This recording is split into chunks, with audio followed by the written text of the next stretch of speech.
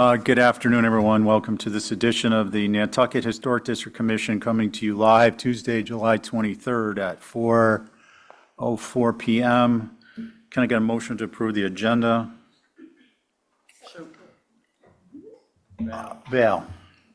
So moved. No one's on Zoom, so it'll be an all in favor, say aye. Aye. Joe is? Okay. So on any Joe votes, we'll do a roll call.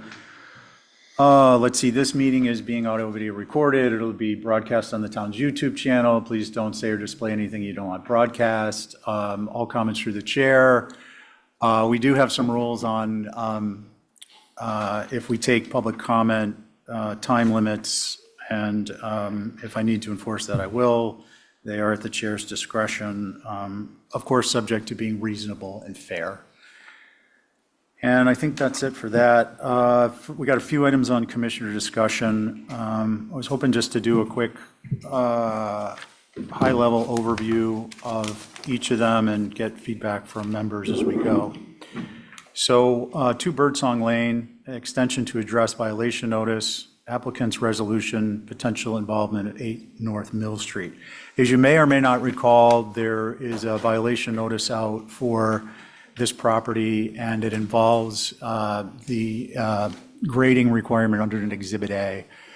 The work that's required is difficult to accomplish without some assistance or acceptance of doing the work on the border of the property.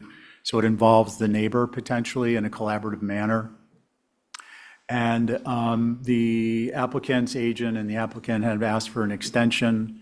And the concept here is to, 1, make you aware of it, and 2, get a sense that you guys are okay with the idea that that an extension would come with some requirements.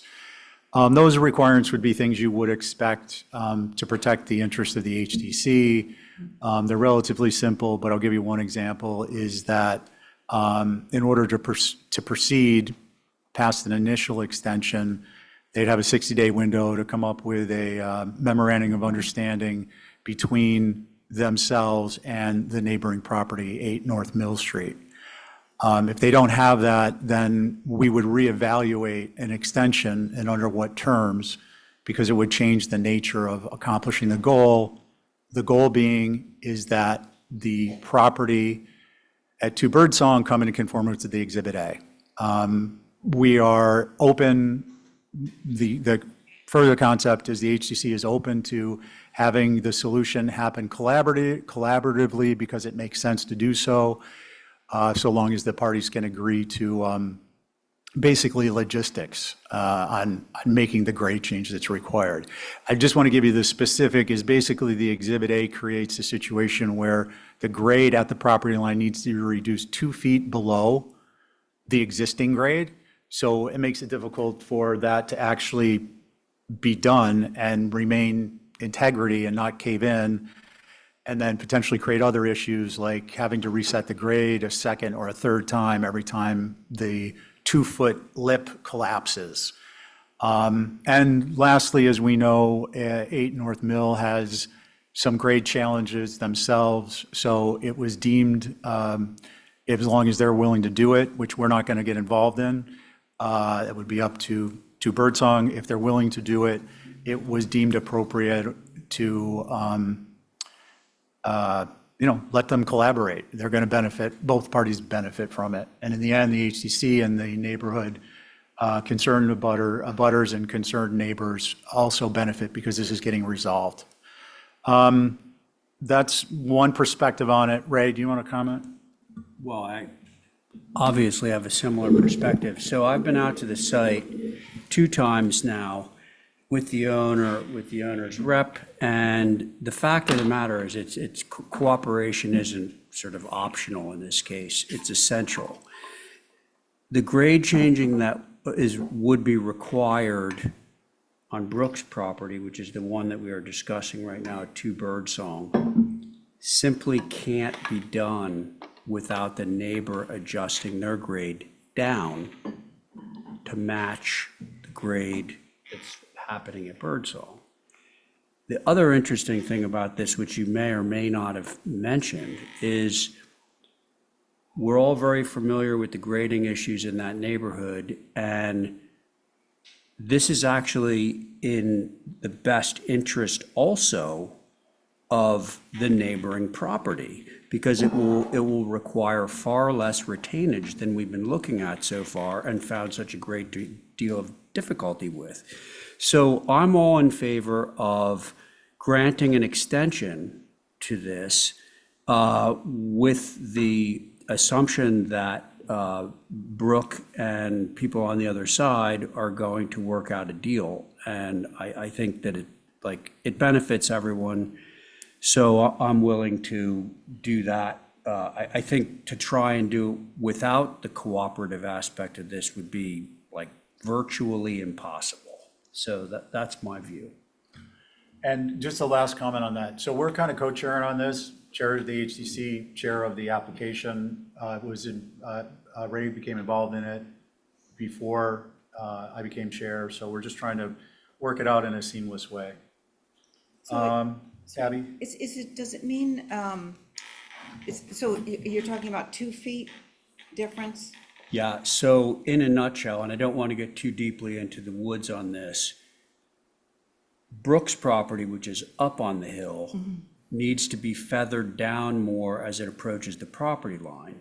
Now, the issue is the grade on the neighbor's property is up here, and we're asking for Brooks' property to be down here. Okay, So we want it all to be cut down, which will mean less retainage on the neighbor's property. So it's a serious win-win. And then does it come back to us, or are they going to negotiate? Well, and it'll then- come back to us in the form of Joe Topham is representing those 2 projects down on the lower side, and he will come in with, I would hope, less retainage than we've been looking at so far. So, yes, we So will it see does it. involve We sort will of- see it again. So- Did I? Go ahead. So there's an advantage there all around. The rest of it, I mean, I'll just get into it because it seems like it's more than people might want to know. Yeah. The other aspect of our conditions would be that once the rough grade is set and the wall heights have been staked for the retainage on 8 North Mill, we would do another inspection. It would be as a condition of the approval of the extension. It would be incumbent upon the applicant's agent for 2 Birdsong to get a hold of and schedule that inspection so that we can make sure before hardscaping goes in on the neighboring property that it's all copacetic with the Exhibit A and presumably our approval for the hardscape retaining wall, if there is going to be one, at the neighboring property. And then the other condition would be that prior to the landscaping being finished with plant material on the downhill side and on the slope and seeding or whatever happens, we would do another inspection. And all of that would have to occur before the end of spring of next year. So they're basically, and I may be off a tiny bit on those conditions, but that's the essence of the conditions. I drafted them up. I provided them to the applicant's agent. I have informed Ann Duaz, who has been in touch with me. They appreciate the fact that there's a collaborative effort to get this going. The last piece of the puzzle will be for 8 North Mill Street to agree to it.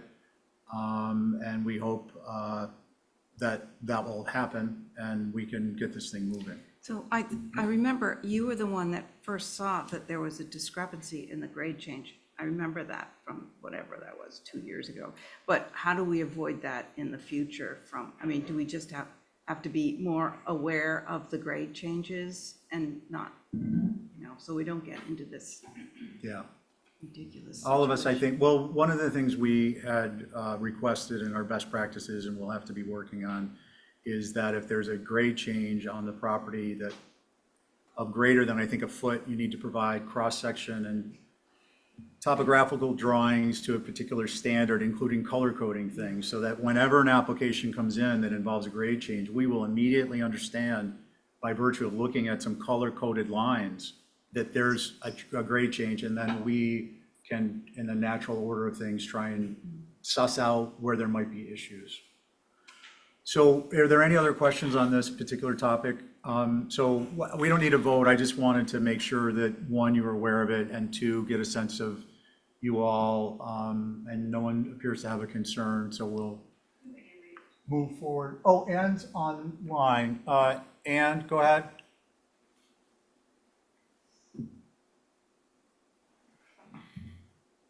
Ann, we can't hear you. Is she in the panel? Okay, can you hear me now? We can.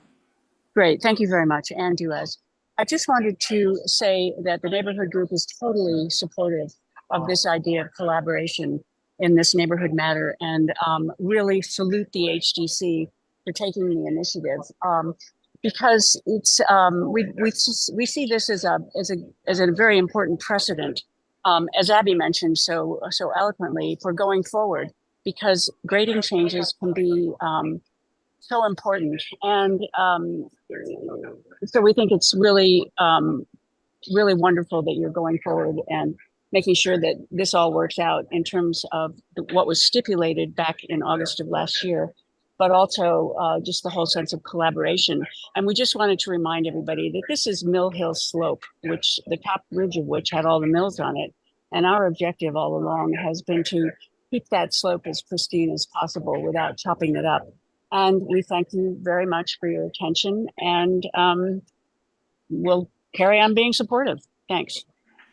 Thanks, Ann. I appreciate it. I do want to make one last comment on this topic because it's relevant.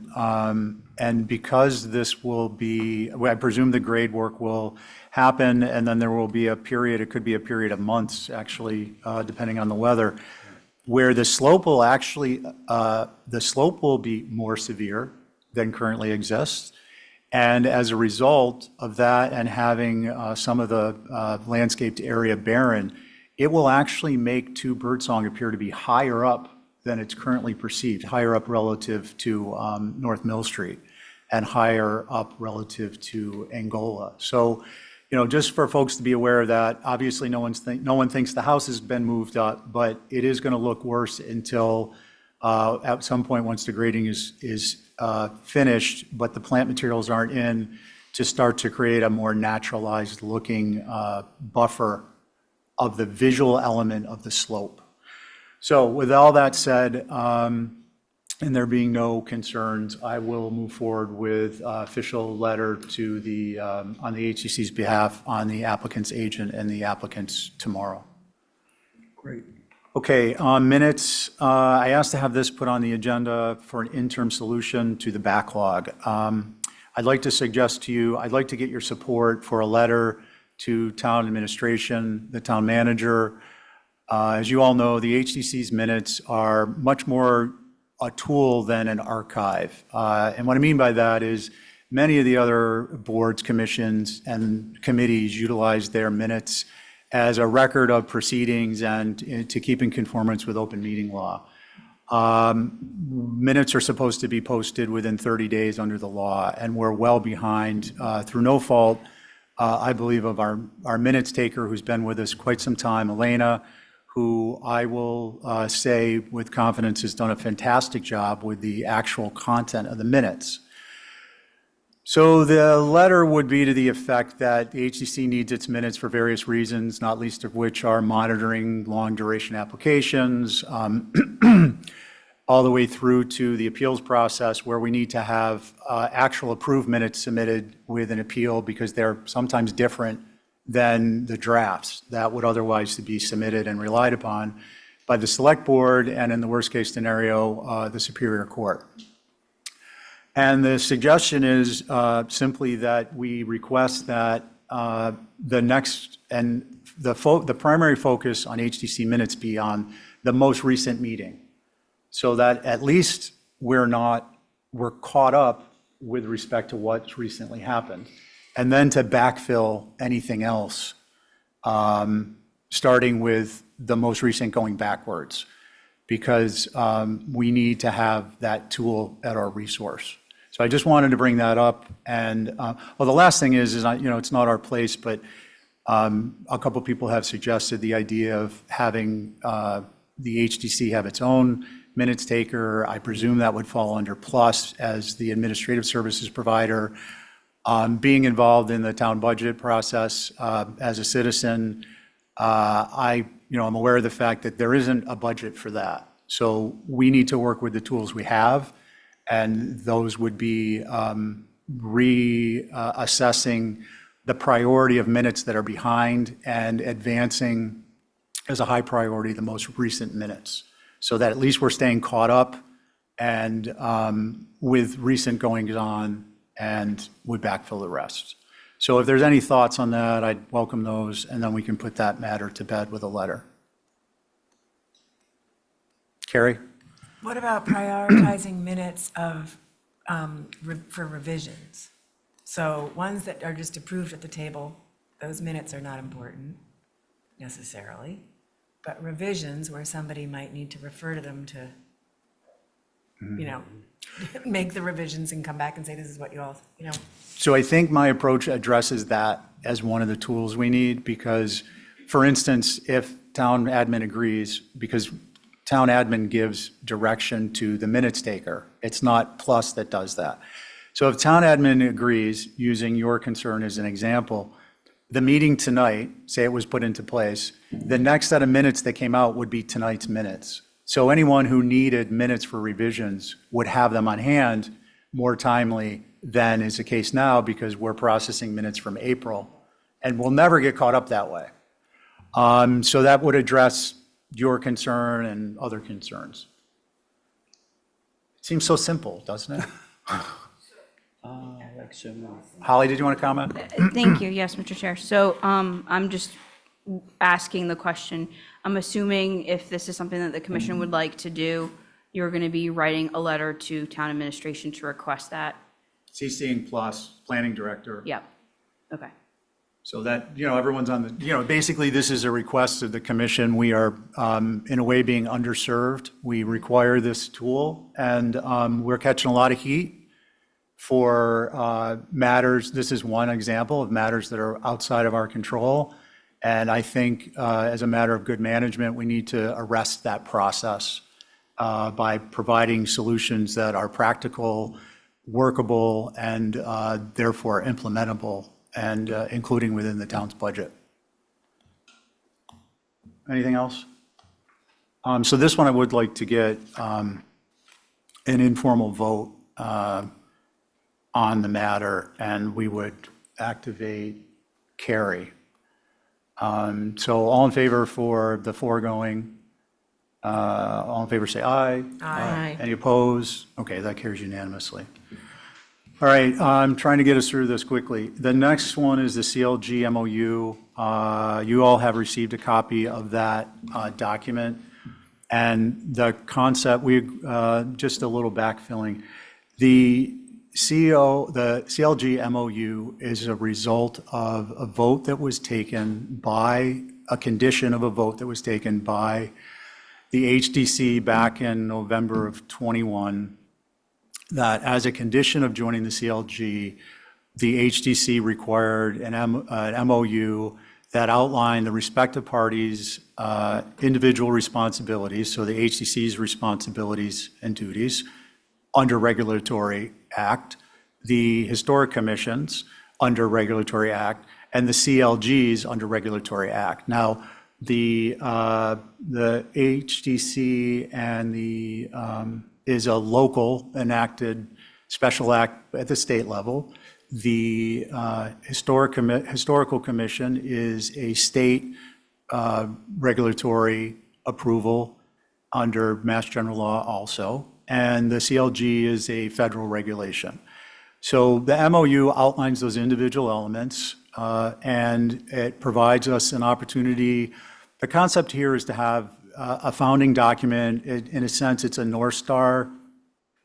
It's a simple, easy to access document when things get a little dark, if one organization or the other is kind of straying off the path, and we can reference it when we need it most to shed some light in that darkness and reflect on what our roles are and not lose sight of them.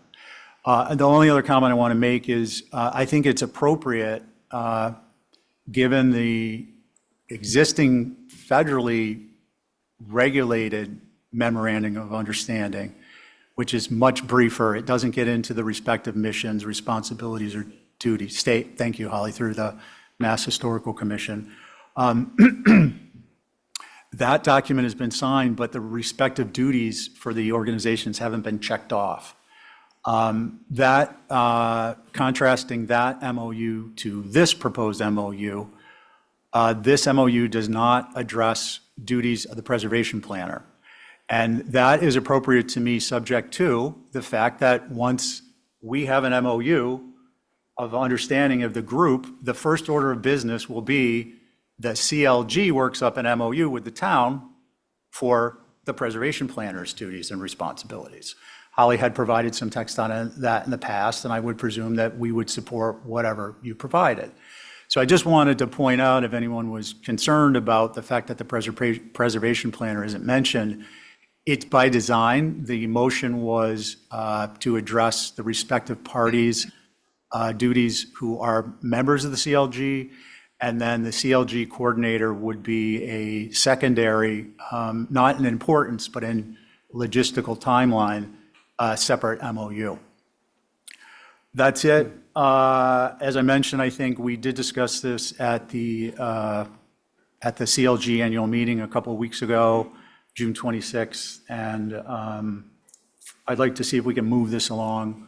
The result would be is if we vote on it this evening, we will send a formal acknowledgement of the vote to the Nantucket Historical Commission, and hopefully render their verdict their rendering of verdict will be the same, and then a title block referencing the respective legislation and other appropriate language will be added, and the appropriate signing block too.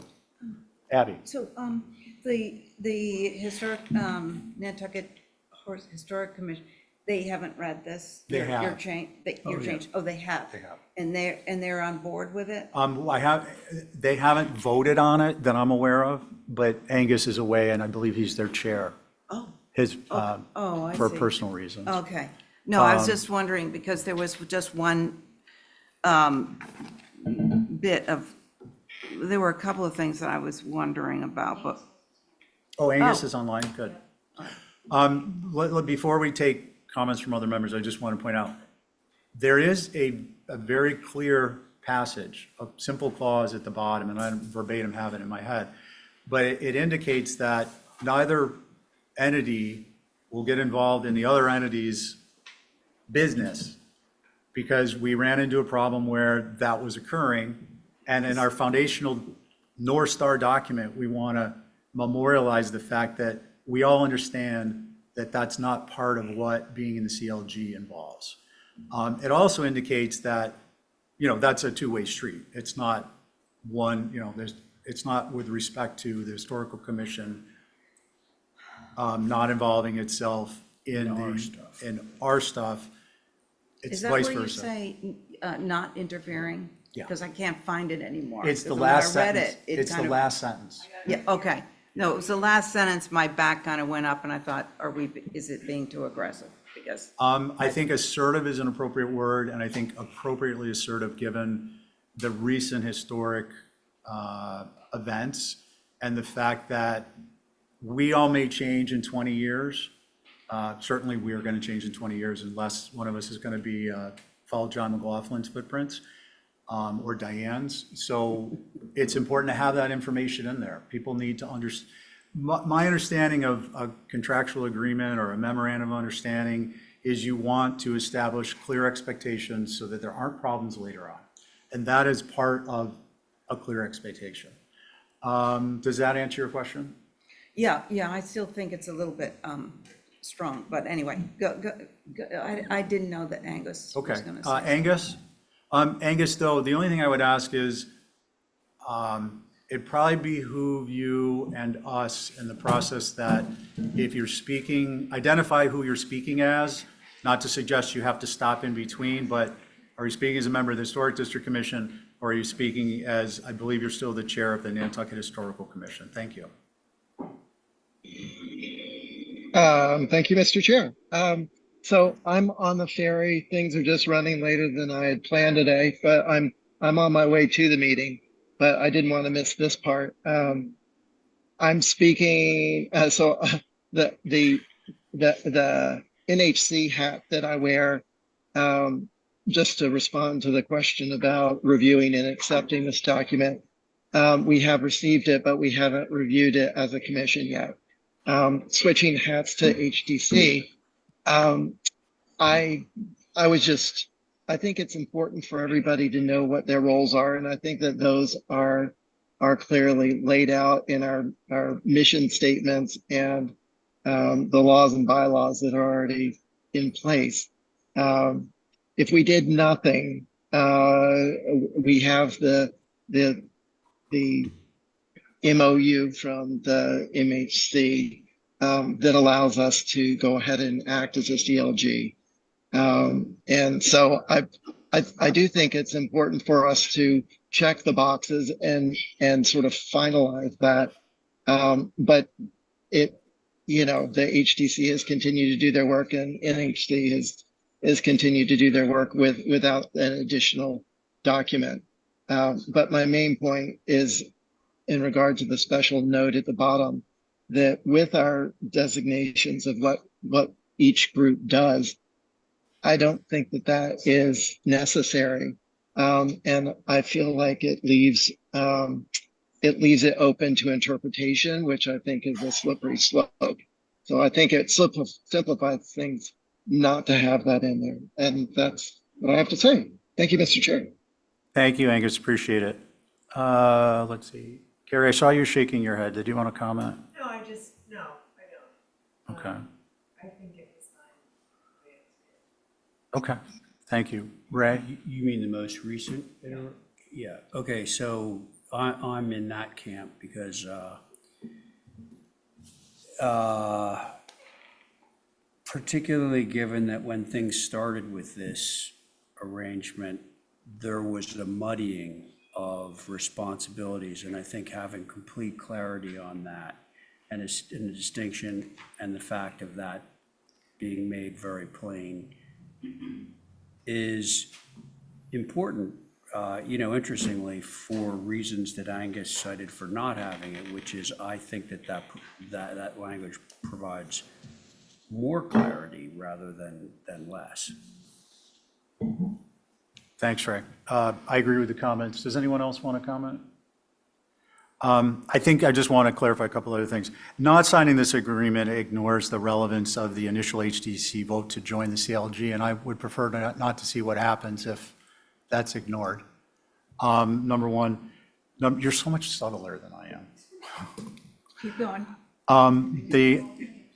The MOU is a binder to, or the MOU, in my mind, being process-oriented and looking at that every institution should have a body of institutional knowledge, including, for instance, to onboard new members, is that this, much like the HDC board member commissioner onboarding packet that has that references building with Nantucket in mind, and has a copy of the act and a highlight page for what our mission and responsibilities are, is that this document would be probably number one after the introduction in the CLG binder for new member onboarding. And as opposed to having the Nantucket Historical Commission's mission statement somewhere and the HDC's somewhere and the CLG's mission and role somewhere, they're in one place and they have been agreed to by the parties. So I think that's an important matter. And as I said, I agree with Ray. I think clarifying these expectations, it actually is the exact opposite of a slippery slope. So all said, let's see, Connie, you would be, Angus is here. So Angus would be active on this. I'd like to get a motion, if someone is inclined, to approve the draft subject to the chair completing a signatory title and signatory blocks. If I may, I also would like to make sure that it's okay with either town administration or town council, because before we even signed the boilerplate one with the state, they looked at that to make sure that there was no thing from the town's perspective. So I just would like to have their view on it. I think that you can do that, but I want to be really clear here. The HDC is an independent authority, and we have the ability to act, establish rules, regulations, and I believe that this falls under that umbrella. So, and moreover, this is a simple document that memorializes and expands, but only expands in the sense that it provides more information. It doesn't expand any party's responsibilities, duties, or affect or contradict any element of the existing law. So with that having been said, what I would do, Holly, is I'll get a vote on this. I'll write up a letter, and we can run it by them if they'd like to opine. And with that said, does anyone have anything else they'd like to add? What would we like to do? Motion? I'll move to, would we call it ratify the draft of the most recent document? I think what we'll do is we'll vote it, and then we'll ratify it next week. Okay, so I move to vote on the current wording. And I'll add, the chair will add title and signatory blocks. Yep, Okay, yep, that's Thank- my motion. thank you. Let's see, it'll be a roll call. Ray on your motion, Aye. Val, Aye. Abby, I'm a no. okay. Let's see, Angus, No? okay, and I'm an aye. So unfortunately, that's not unanimous, as Diane would say. But it is what it is, and we're going to move forward with it. So thank you, everyone. All right, now we get to move on to the people's business, the day-to-day people's business. Who needs to recuse from consent? I do. And I do too. Val? All right, so we'll go with Connie, Joe as alternates, I need to recuse as well. Sorry. Angus, me. We might have to split this one up, huh? We've got a quorum. I'm going to see. Angus, do you have any of these you want to call out? Is he muted? There he is. No. Okay, the reason I asked is not to put you on the spot, but I wanted to determine, well, we would have a quorum anyways. So it's going to be myself, Angus, and Connie. Regular consent right Yeah. now. So do we have a motion to approve consents? I can make that motion. And Abby, sorry. That's okay. On your motion, I'm an aye. Angus, Aye. Connie? Aye. And I'm an aye, so that carries unanimously. Consent with conditions, recusals, carry. I did have one question. Okay, let's see. Recusals and then questions and then comments from the public. Recusals carry Yes. if you were to be activated. Anyone else? Doesn't look like it. Okay.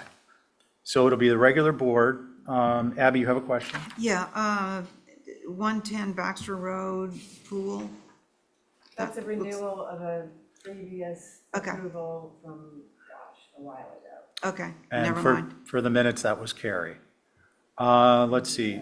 Linda, I want to pull 15 Pleasant off. There was, number 15, 15 Pleasant? yeah, the conditions aren't acceptable Okay. because there was a misunderstanding as to what exists and what doesn't. Okay, so would a motion, please, regular board again, a motion to approve consent with conditions except for number 1515 Pleasant Street to be heard after signs.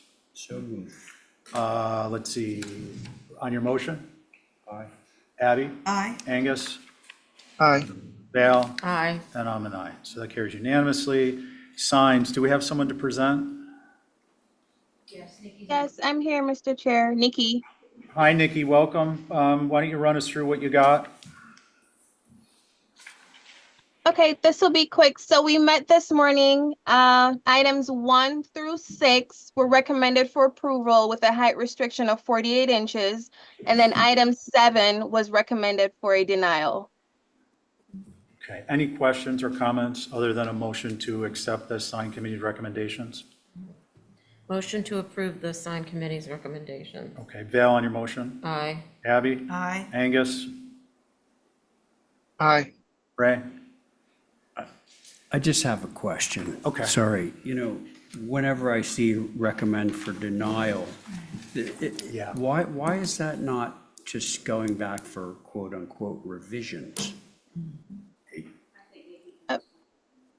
Okay, was that Ray? Go ahead, Nikki. Okay, so for that particular application, it was a temporary sign. They were due to be up downtown at 16.5 Federal Street for, I think, a week. So it was last Friday, I think, or no, last Monday to this past Sunday. They were held for revisions because they did not show up to the meeting.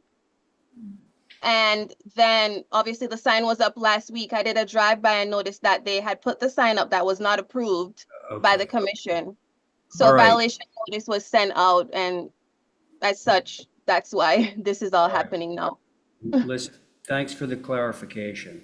Yeah, and thanks, Ray. And you actually spurred me to something I try to keep track of, but I get so caught up in trying to get through the agenda.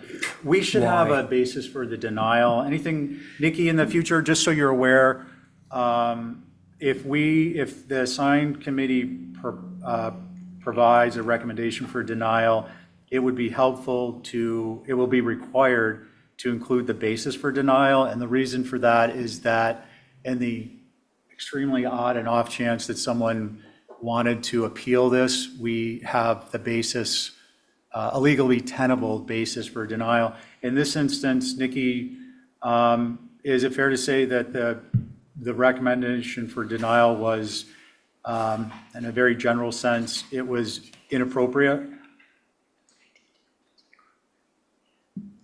If the recommendation for denial was inappropriate, No. If the basis for the recommendation was the sign, for whatever reason, was inappropriate? yes, including- correct. Okay, so I'd just like to, Ray, you made the motion on signs? I did not make the motion, Val. but you were 3/5 of the way through the vote. So before Sorry. we finalize the vote, Val, would you amend your motion to, 1 second, Tucker, to indicate that it was a temporary sign, denial is based on the fact temporary sign denied due to inappropriateness, including it was already up? Are you okay with that? You want to Yeah. revise the motion? Yeah, revise the motion. Okay. You can just say yeah. Yeah. Okay. And I'm then, curious why J. Crew is allowed to have a sitting here, but They anyway, wore a chain. that's another matter. that's another matter. Let's hold on that. Tucker, we're in the middle of a motion, but go ahead. You can finish, and then I can just make a Short short after. comment. Okay, Yeah, no, if yeah. it was something relevant, I didn't want to shut you off. You're here so rarely. I want out of just a little respect there. So on your motion, Val, Aye. Abby, Aye. Angus, Ray, Aye. Angus, It's muted. me. So that'll carry 4, Aye. aye, unanimous. Sorry. Tucker? Just very briefly, Mr. Chair, thanks very much for the opportunity. I'm here on behalf of my son, Eli Holland, and the approvals that you had with the positive sign committee recommendation all relate to his Eagle Scout project. And I just wanted to thank the sign committee for their support of this. I want to thank this board, and I wanted to thank the land bank. This means a lot to him. Thank you. Okay, hey, thanks so That's much. awesome. That is awesome. Go Scouts. Yeah.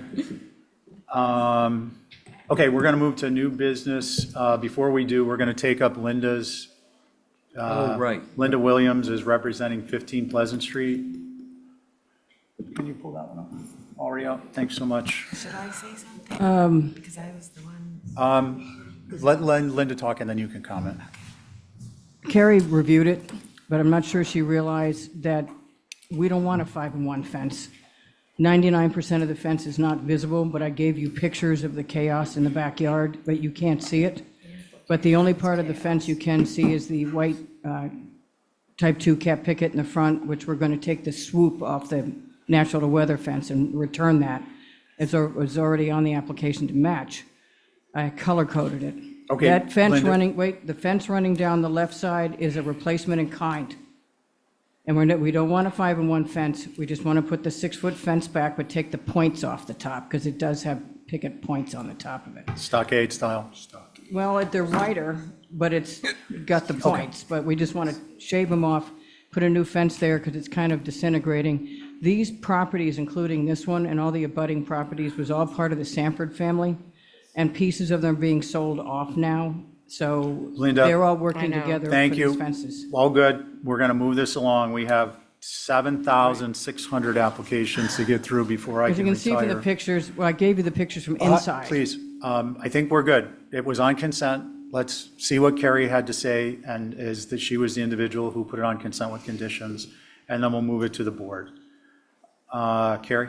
I put it on condition of a 5-in-1 because I didn't think the photos showed a 6-foot full board fence. And It I does if thought you the want to go 5-in-1 down. Linda? I thought the 5-in-1 would be more Keep going. appropriate, but. Next if page. Indeed, it is a true 6-foot board fence. then- There, not that See, side, this keep is going. what I was Linda. looking at. Wrong picture, though. I understand, but we have a All procedure right, here, please. Just keep going with the pictures. Well, this was one of the ones provided. and From that inside the lot. Linda, So, I Just don't please keep understand. going and you'll see the fence we're talking about with the pictures. I think it's all. Keep going. Keep going. Right there, 7,000 right there. fences. Yeah, that's what I'm saying. It's kind of Okay, crazy. Linda, thank you. Carrie, does the testimony of the applicant's agent persuade you to change your mind and to change to a 6-foot?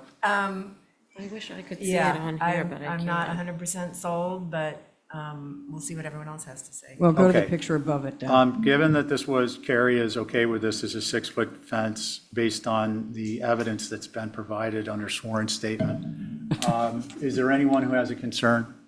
Not if it's 6 foot already. Yeah, I don't understand the project fully yet, so I Fence and Fence, then fence. but it goes fence.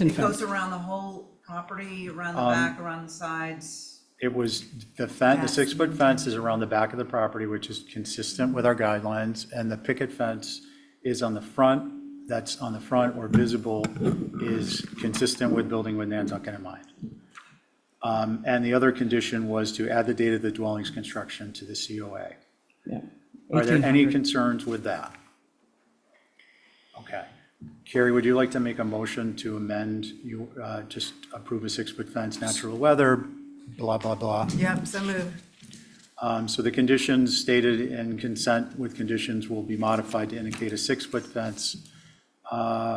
It will be, I'm going to, Angus, if you're okay with it, I'm going to activate Carrie, just because she was on it, and I just had her made a motion, so I'd probably make it a little neater.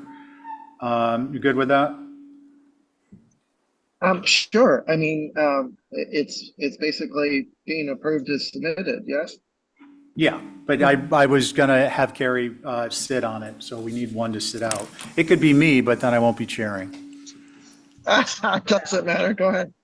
Okay, so Carrie, on your, all in favor, say aye.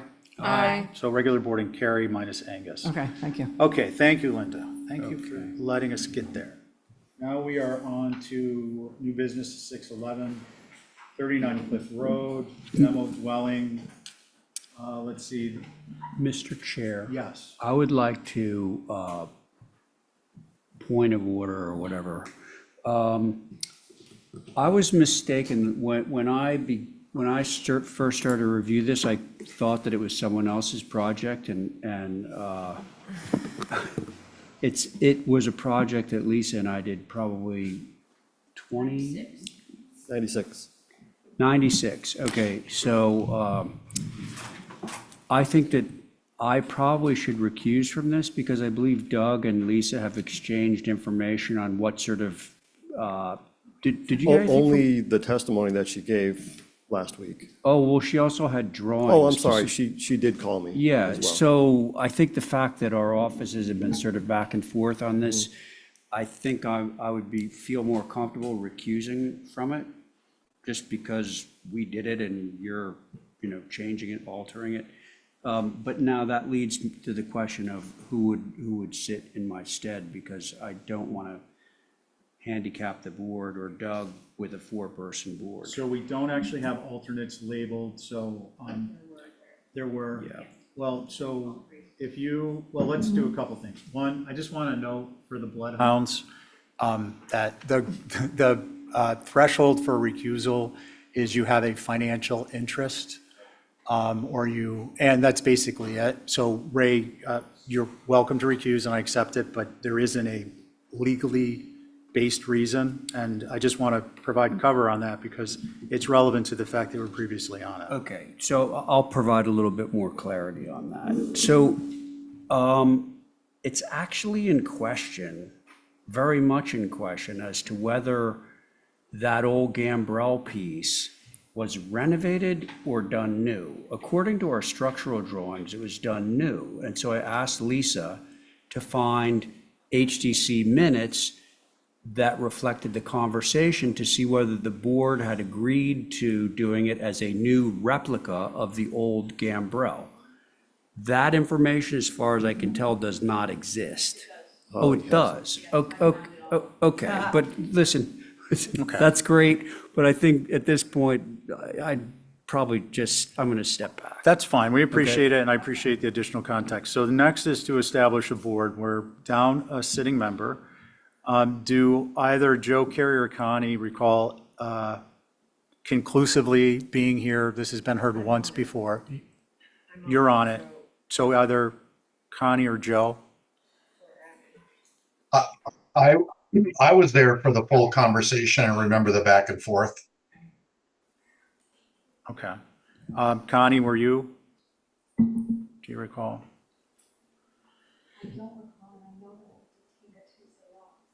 Okay. Thank you. So it was last heard July 16th. So it was last week. Okay. So, Sorry, Mr. Chair, you were out on a phone call and I was. Yes. Yeah. so, okay, thank you, everyone. I appreciate the contributions. So Connie, where this stands is if this goes longer, and it would be beneficial to mull it in and be available as an alternate. And Joe, you will be sitting. So the board is myself, Carrie, Abby, Angus, and Joe. And with all that out of the way, Doug, I hope you enjoyed Sean Calvin the other night. Would you like to begin? And please just kindly direct staff through the application pages as you go. Yeah. So the board asked for additional information to clarify whether the previously existing structure was fully demolished or renovated or what the case was. So we went to the building department, we researched it.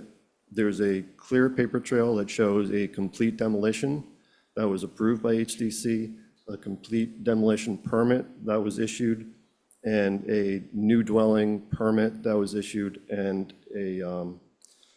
obviously a new dwelling approved by HDC. Subsequently, Holly dug through the HDC files and found comments from the board for the original demolition application, where they expressed some concern about demolishing, an 1880s structure. In the end, though, it was a fully demolished structure. And if you want to just scroll, I don't know if you have the additional information packet. The last page on that is. I don't know if they, Yes, Sarah, that was the one that I sent to you. and I was out. Okay, well, so Doug, just the supplemental information is to So it's basically, establish those facts? yeah, so it's, Okay. permit card, So it's permit applications. what I'd like to do is, since Holly brought this up, we typically wait, but I'd like to, before we move on with the actual presentation, since this was a open question, Holly, have you reviewed this? And if so, you're comfortable with the fact that it's all in good order?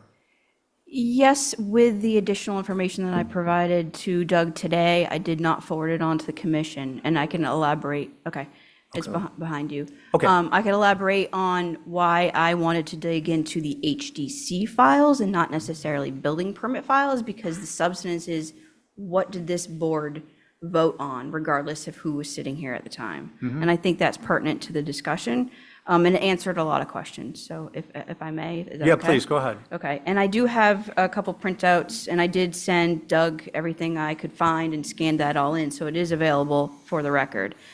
So first and foremost, I do think when we're looking at whether or not a structure is the age of what's indicated, whether by a building permit or a tax assessor, looking at the HDC file is very important.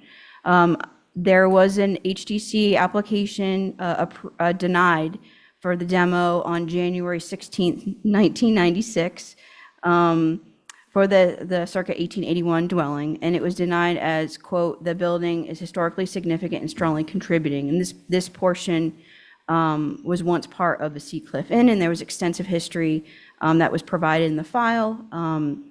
Then in February of 1996, there was an application to demo, quote, "of existing structure, but reconstructing the historic gambrel form in the new structure."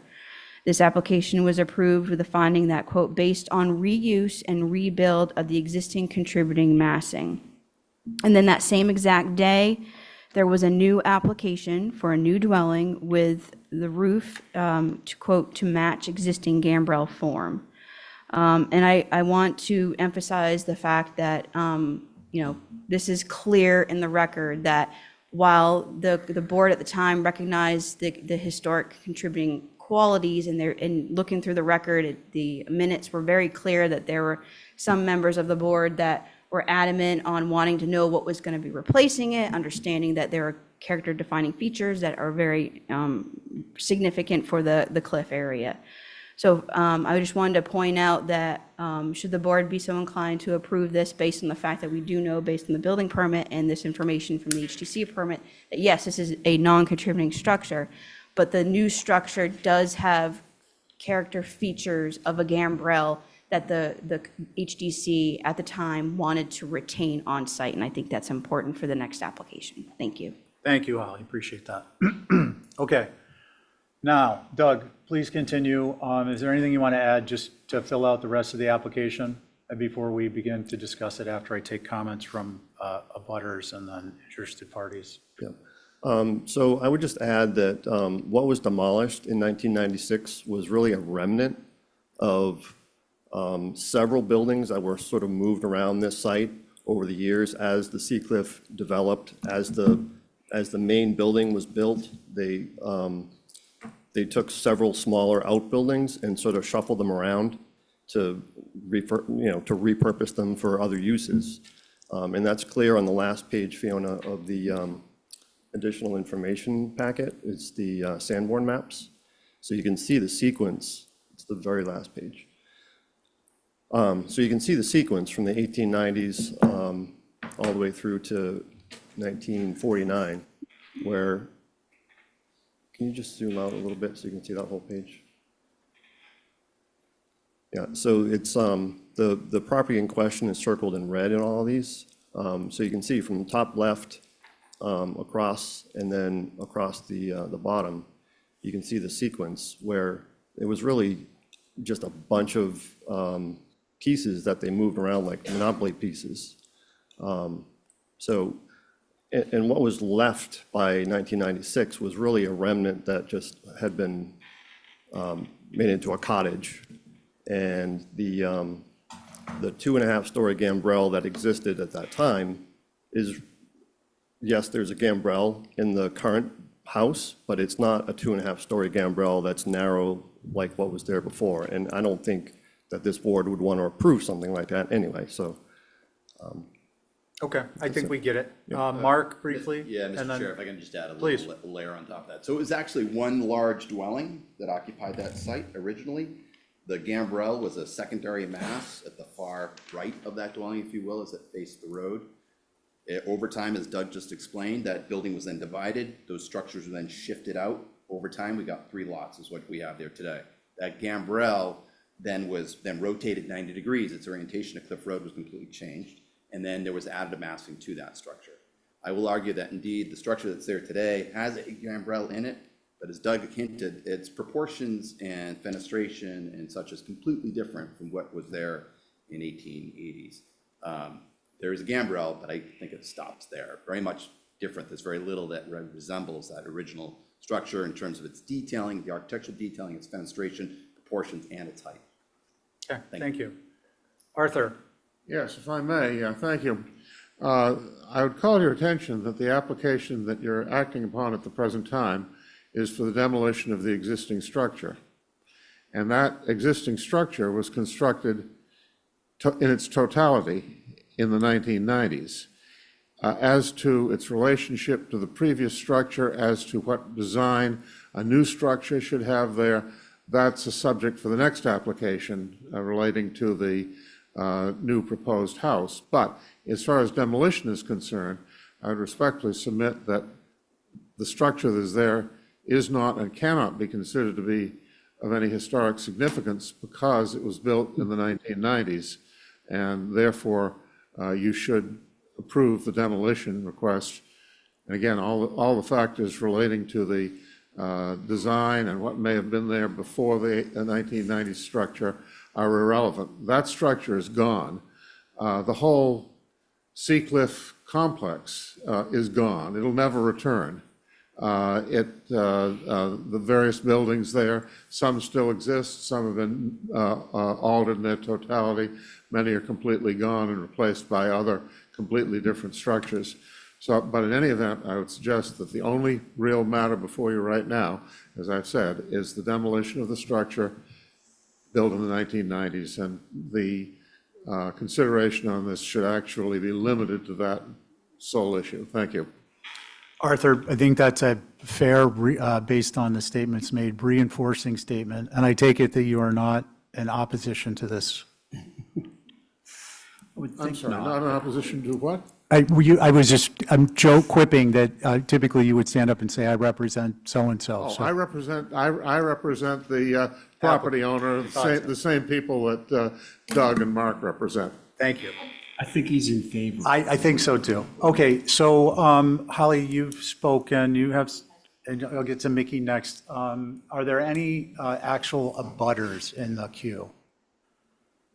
Okay, abutters defined as being adjacent to touching the property or across the street. Okay, Mickey, do you have anything to add to what Holly stated? Yes, I do. Thank you. So this is Mickey Rowland. I'm representing the Historic Structures Advisory Group, which is myself, Jason Finger, Mary Bergman, Marcia Fader, Sandy Kendall, and Diane Coombs. So in many respects, I actually sort of agree with what Arthur just said, in that it's, you know, the demolition of this new structure is probably warranted. However, I think you need to keep in mind that the previous demolition of the structure was qualified by requiring that it mimic, I don't know how closely, but it's still that it mimic the original structure that was on the lot. So that HDC that approved that at the time only approved the demolition as long as it sort of had a similar character defining feature as Holly pointed out. So I think that what you need to do is approve the demolition if that's how you choose, but condition it on the notion that the new structure must continue to maintain that character defining gambrel feature. Thank you. Thank you, Mickey. Who would like to begin with concerns? I'll go, because Mickey said exactly what I was thinking. I think the original board that required the building to retain a gambrel had a reason for it, and I think that we should stick with that. I'm not opposed to demolishing it, but I do think that we should be looking at a gambrel form for the future structure. Thanks, Gary. Thanks. Abby? I think that's, sorry.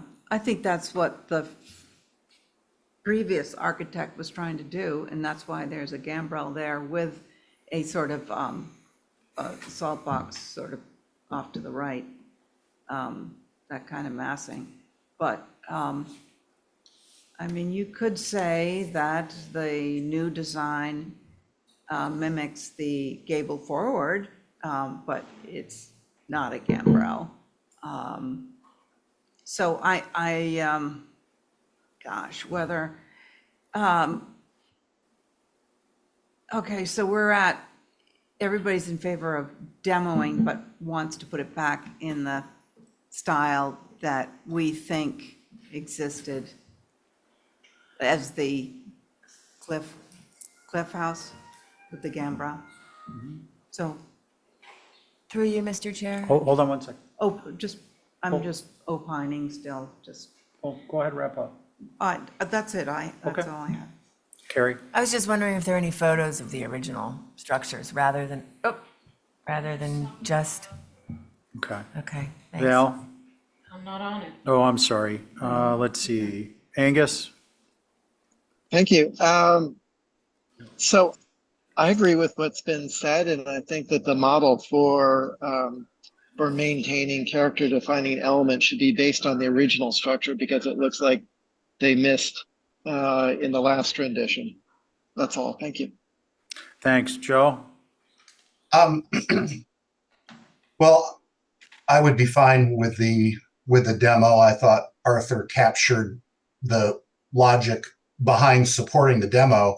I think the idea of replicating the gambrels sounds well-intentioned, but that's not the only feature on the structure. I mean, it's a very quirky existing structure, it looked like. I don't know where the photograph just went that was up on the screen, but there's a gambrel, which I would argue is not well proportioned. And then there's also this kind of salt box gable, and the scale of this thing is out of proportion. And I just worry about the Disney-esque aspect of recreating some element of this structure. I wouldn't be comfortable personally conditioning a demo of this 1996 structure on trying to replicate one view of an existing structure that's here. I think we're looking at something that has a gambrel that isn't really a gambrel. It's like a third floor gambrel. There's a salt box form. There's a flat roof. There's a shed roof. There's a lot of aspects of this structure that I think could be utilized for the replacement structure. I feel like the gambrels has a unnecessary, it's been weighted unnecessarily, in my opinion.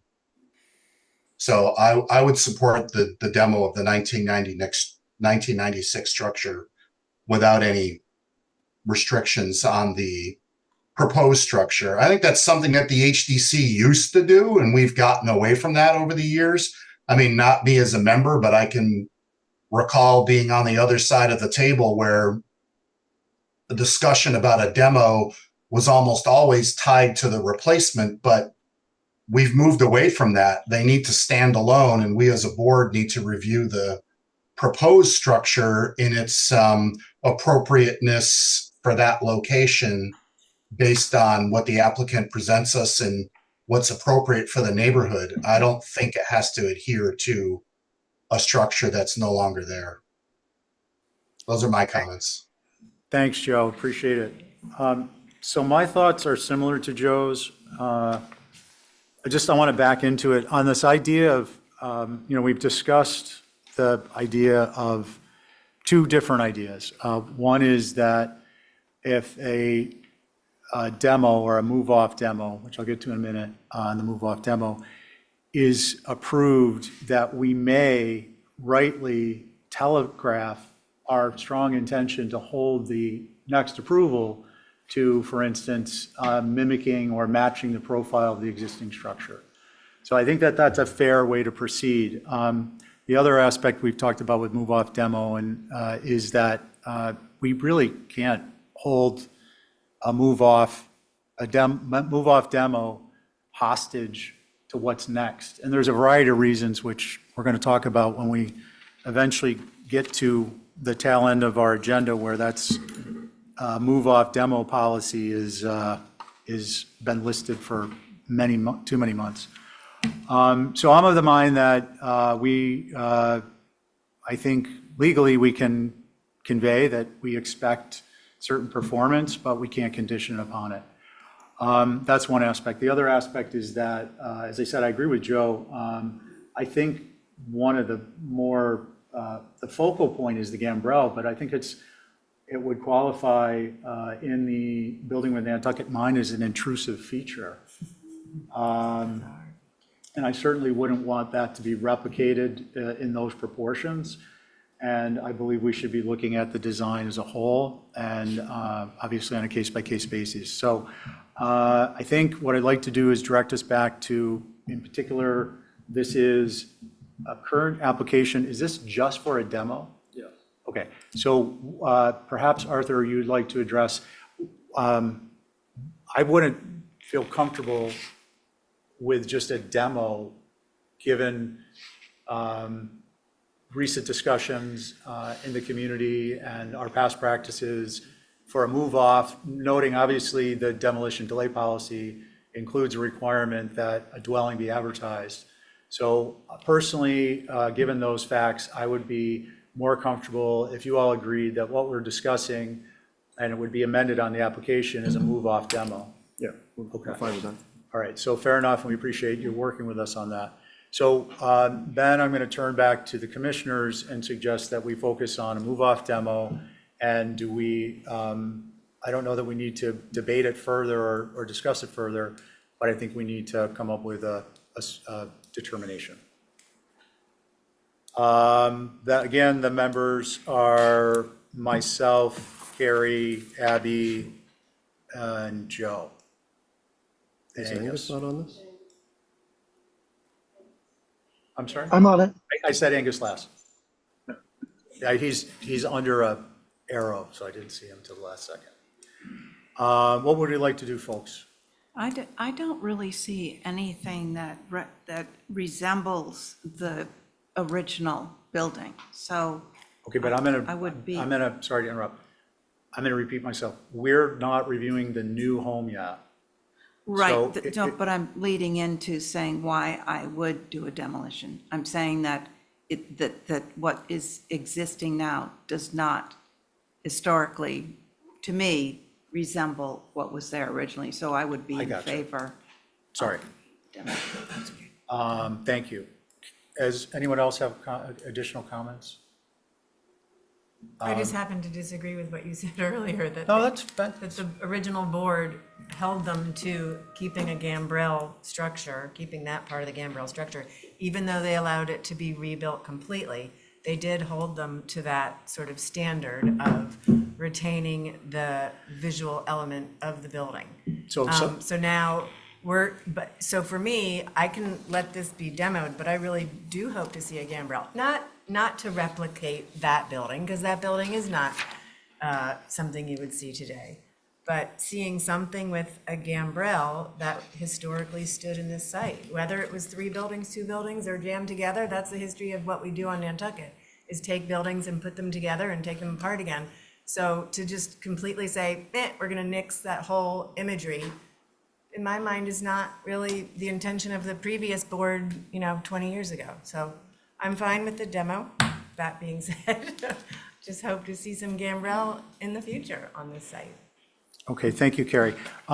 Oftentimes I repeat myself when I think it's necessary, so I'm going to repeat myself.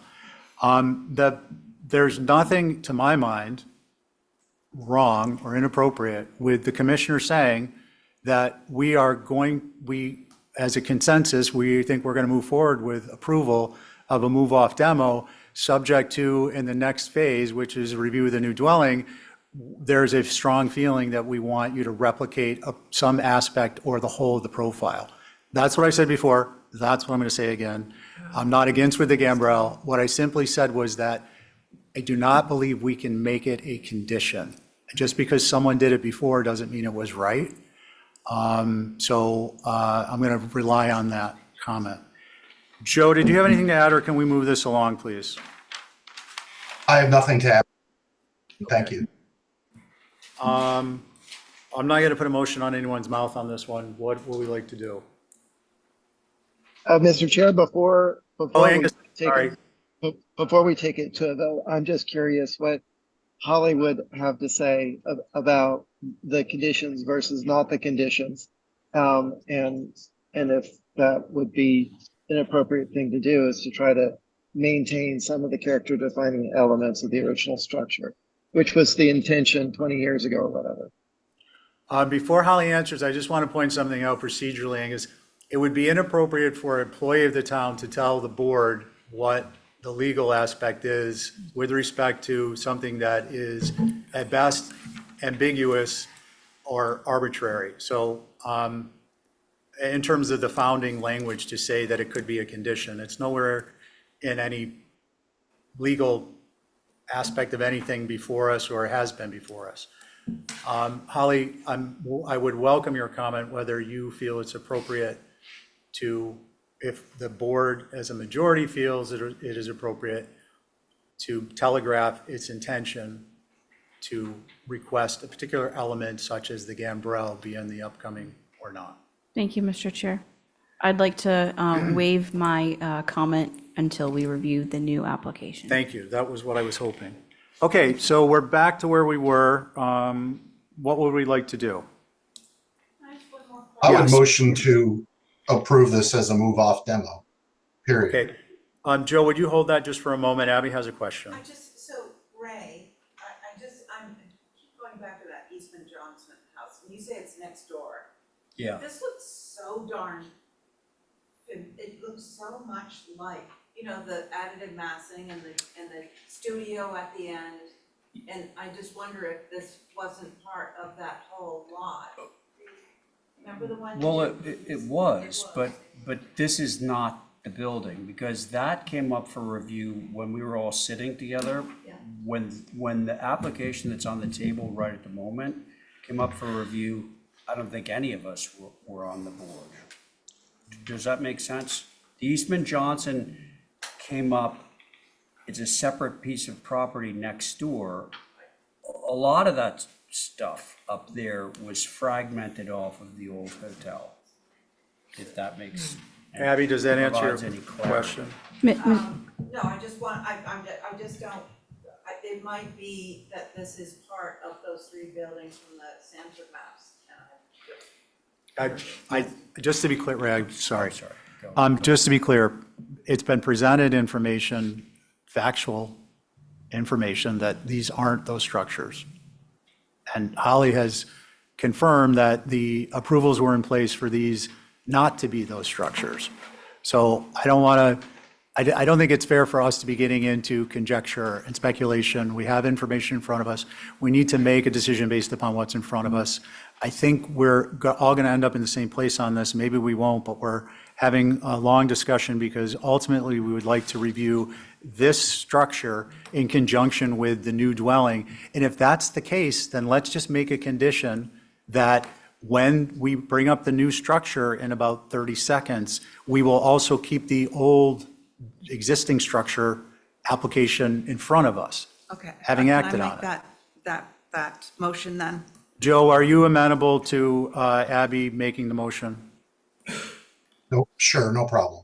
Joe, I just wanted to add that we would take in consideration the historic, the building that was on the site historically, originally.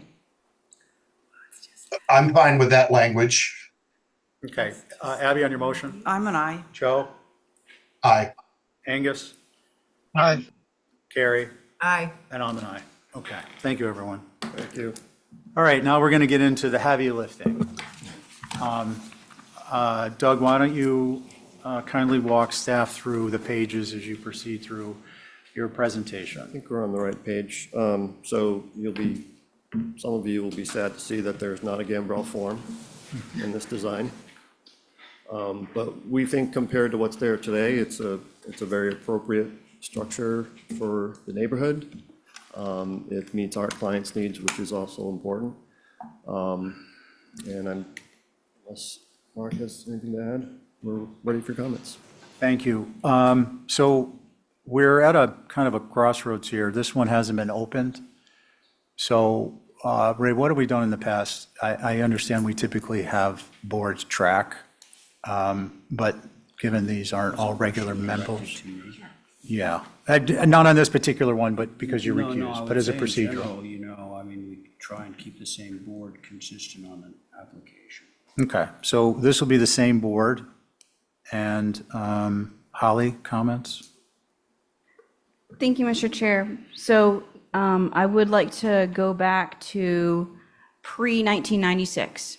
And I'm going to hearken on why we're a CLG, so we update these lovely surveys. But these surveys that were done in '89 do reflect the structures that were taken apart in 1915, I believe, that were once part of the Seacliff Inn. The one on the left exists. The one on the right is the one that you just basically was approved by the commission in 1996 to be replaced with a gambrel form. So I would like to go back to what the Design Advisory Council said when they were reviewing the replacement that was being proposed at the time. And they said, recommend design of replacement structure that incorporates the forms and scale of the existing structure. Due to the significant alterations to the existing structure, which was the one that was there at the time, and its siting, it is not clear that preservation is justified. So that gives you a reason why the commission at the time allowed for the new design. But there were comments, again, of wanting to mimic the turn-of-the-century feel, character of what was there to be maintained. So I do, while I respectfully know that Mark and Doug's architecture is great around the town, I do feel that having a gambrel would be more appropriate for this area of cliff. So those are my comments, Mr. Chair. Thank you. Thank you, Holly. Appreciate it. Mickey, does your group have anything to add? Yeah, I would add to, agree with Holly, but I would add to the fact that the only reason right now that you're not looking at an original 1881 building, a very old structure, is because the HTC back then insisted that it be replicated. So I think you have to respect their wishes that form remain on the site, as the character defining feature of this house forever, because that was their intention, clearly by what's been said. I have other comments about the design of the new house, but I'd like to hold those till you get more. Do you want to hear those now? Yeah, that's one and done. Okay. So first of all, the house has a very modern look, which does not fit into the context of this neighborhood. The concerns are the forward-facing opposing salt box roofs. There's a very narrow hipped roof, porch-like massing wrapping around the entire building. If you go back to the other side, the other elevation, the front door, there it is. The front door is not appropriate for many reasons. The areaway, that horizontal line wall around the retaining wall is not appropriate as a horizontal board. It should be more traditional. The building is much too symmetrical for that neighborhood. And the small comment, that outdoor shower fence shouldn't be there. But generally, this just doesn't fit in. Thank you. Thank you, Mickey. Okay. Who would like to begin? I'll go. Carrie. I agree with Mickey. The things that stand out to me is the clear symmetry and no hierarchy, and the original building and historical structure both had neither symmetry, and it had very strong hierarchy of sort of a main mass with that historic element. In terms of this building itself, I think the first floor reads quite tall, and therefore the second floor is sort of foreshortened. So if you were to be working with this building and we weren't talking gambrel at all, I think that needs to just be a little bit sort of massaged down, so it sort of reads a little less bottom heavy and top squashed.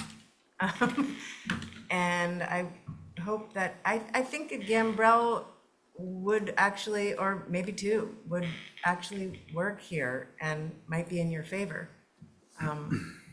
That's it, thanks. Thank you. Joe? I do think that the symmetry is somewhat rigid, and I could see playing around with some hierarchy between these salt boxes forward, or I guess they're all the way through. I mean, it's interesting because I hadn't really looked at this. I didn't think I'd be sitting on it. But this does pick up on one of the shapes, the iconic shapes that was in that historic photo, although they're mirrored here. But I guess I might be in the minority regarding the adherence to the gambrel shape. But I think that this shape actually does start to speak to the existing structure, but in a slightly more rigid way. So I think some asymmetry would be helpful. I agree with the comments regarding what feels like a taller first floor. Those windows actually feel a little short to me on the front facade. I think that they could be, lengthened a little bit. And, I agree, I guess, with Mickey's comment about the horizontal boards on the front areaway. I'm assuming that would be screened with vegetation, but they do feel a little contemporary. But, overall, I think it just needs to loosen up a little bit. I guess those are my comments. Okay, thanks, Joe. Let's see, Angus? I agree with everything that's been said. Thank you. Thanks, Angus. Abby? Yeah, I think the new building should have additive massing and maybe a mix of styles, and maybe some of the characteristics that are seen in these old photographs, because there are some pretty neat details in here that would be fun to add to your design. Thank you. Thanks, Abby. So I think that leaves me. Mark, Doug, do you know, bear with me a second.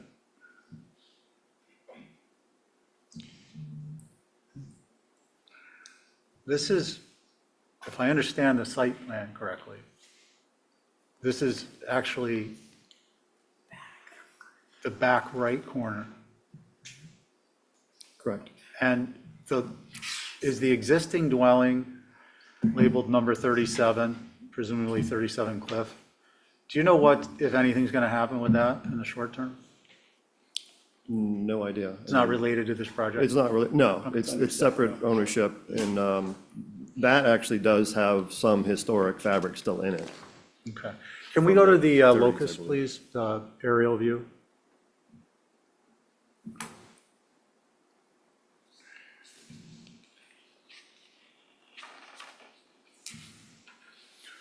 And can we zoom in on this?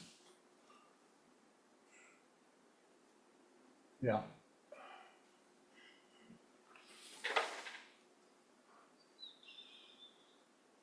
And maybe one more click. Go ahead and give it two more. Okay. So I agree with everything that's been said. However, I think much of what is visible and what's visible in the historic imagery is not going to be visible as a matter of practical reality, geometry, physics, all the rest of it. So, for example, if a gambrel were added, it would have to be the right facing the front wing in order to have any significance, because on the left, you're not going to see it. So I'm a little concerned that, we're looking at that existing structure or prior existing, well, the existing structure, and we're transferring what we'd like to see as if we would see the entirety of that structure, which we're not going to see. And I'm not commenting that way to diminish others' comments. It's just the reality of the situation. So I thought that was relevant to point out. Having said that, it appears that, you've got some kind of marching orders from the group. Mark? Yeah, if I may, Chair, ask a question. And I know that it's been I think a majority of interest in seeing a gambrel form replicated. But what a question I have is that a board prior to yours made that same request. A gambrel was provided. I think we might collectively agree it in no way, other than technically falling under the guise of a gambrel, matched the sort of quirky gambrel that was there previously. So I feel like, am I correct in that this applicant is being asked to provide just a gambrel, or a gambrel that is more similar to the one that was built back in the 1880s? Are we to correct the architectural errors of 1996 is my question. I think Ray and Lisa provided a gambrel that met their client's needs, and it's much larger and it's proportioned differently to accommodate the needs of that design. It made sense. I have a hard time just throwing a gambrel in there. Yeah, because it's a gambrel that doesn't replicate that structure at all. Gotcha. So I'm a little unclear on that. Well, let's see if we can help with that. Just very quickly, starting with Abby, are you requesting as part of your revisions that there be a gambrel that reflects a traditional gambrel or the kind of inappropriate I'm saying one? that we have a streetscape there. I would go up and look at the streetscape. I don't think we have anything that symmetric that you designed there, up there, so restricted. But I said additive massing and maybe some of the styles some of the characteristics that you see here. I'm not demanding a gambrel, maybe somebody else is, but. Okay, fair enough. Thank you. So on the question of the gambrel, do you have a particular feeling? Yeah, Carrie? I mean, I said I hope that you could use it. And I'm looking at the proportion of the gambrel that is there today and the gambrel, the historic gambrel. While the height, it's a 3-story thing, and this is 2.5, I do think the width and the proportion of the actual roof does look the same as the historic. That's my take on it. If you find that you cannot possibly do a gambrel, then I would say, let's look conceptually about the massing and the differentiation and the lack of symmetry, and but to give it a little bit more conceptual imagery, massing wise. Yeah, I can appreciate that. Joe, do you have any, thank you, Carrie, do you have anything to add? Mike, echo, my feelings echo what Abby said.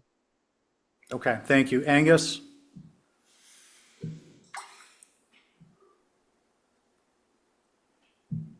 I'm sorry, I missed that last part. Mark has asked for clarification on the gambrel. If you have a strong feeling about a gambrel, are you indifferent to whether it is the prior existing non-traditional disproportionate gambrel, or do you prefer the more traditional current style? For whatever reason, the previous HDC had advocated for keeping the character defining elements. Makes me think that just because of the eclecticness of volumes and there being a gambrel, but the modern gambrel that we just, that is being proposed to be demolished is, doesn't read historic. It has a more modern feeling. So I do think that the gambrel was part of the character defining element, but that particular design, as you've pointed out, looks like an added third floor rather than a typical gambrel of that period. So I would say still a gambrel, but something that might not necessarily be either one, the modern or the old. Okay, thank you. Thank you. I think that this is sufficiently muddy that you're curious why you even asked the question. But insofar as I'm going to go, I think if you replicate this gambrel, including the kind of Garrison overhang and stuff, and it's only on the same side, which you can actually see from the street, that's my only interest. I'm not going to hold out on that, because if you put it on the other side, we're never going to see it. And I think some of the symmetry concerns, I'll go out the window due to a matter of it not being visible. So those are my comments on the gambrel. I actually would like to see that. I think it's intrusive, and I think it kind of shakes things up a little bit. It isn't proportionate historically and so on and so forth, but it is a signature detail.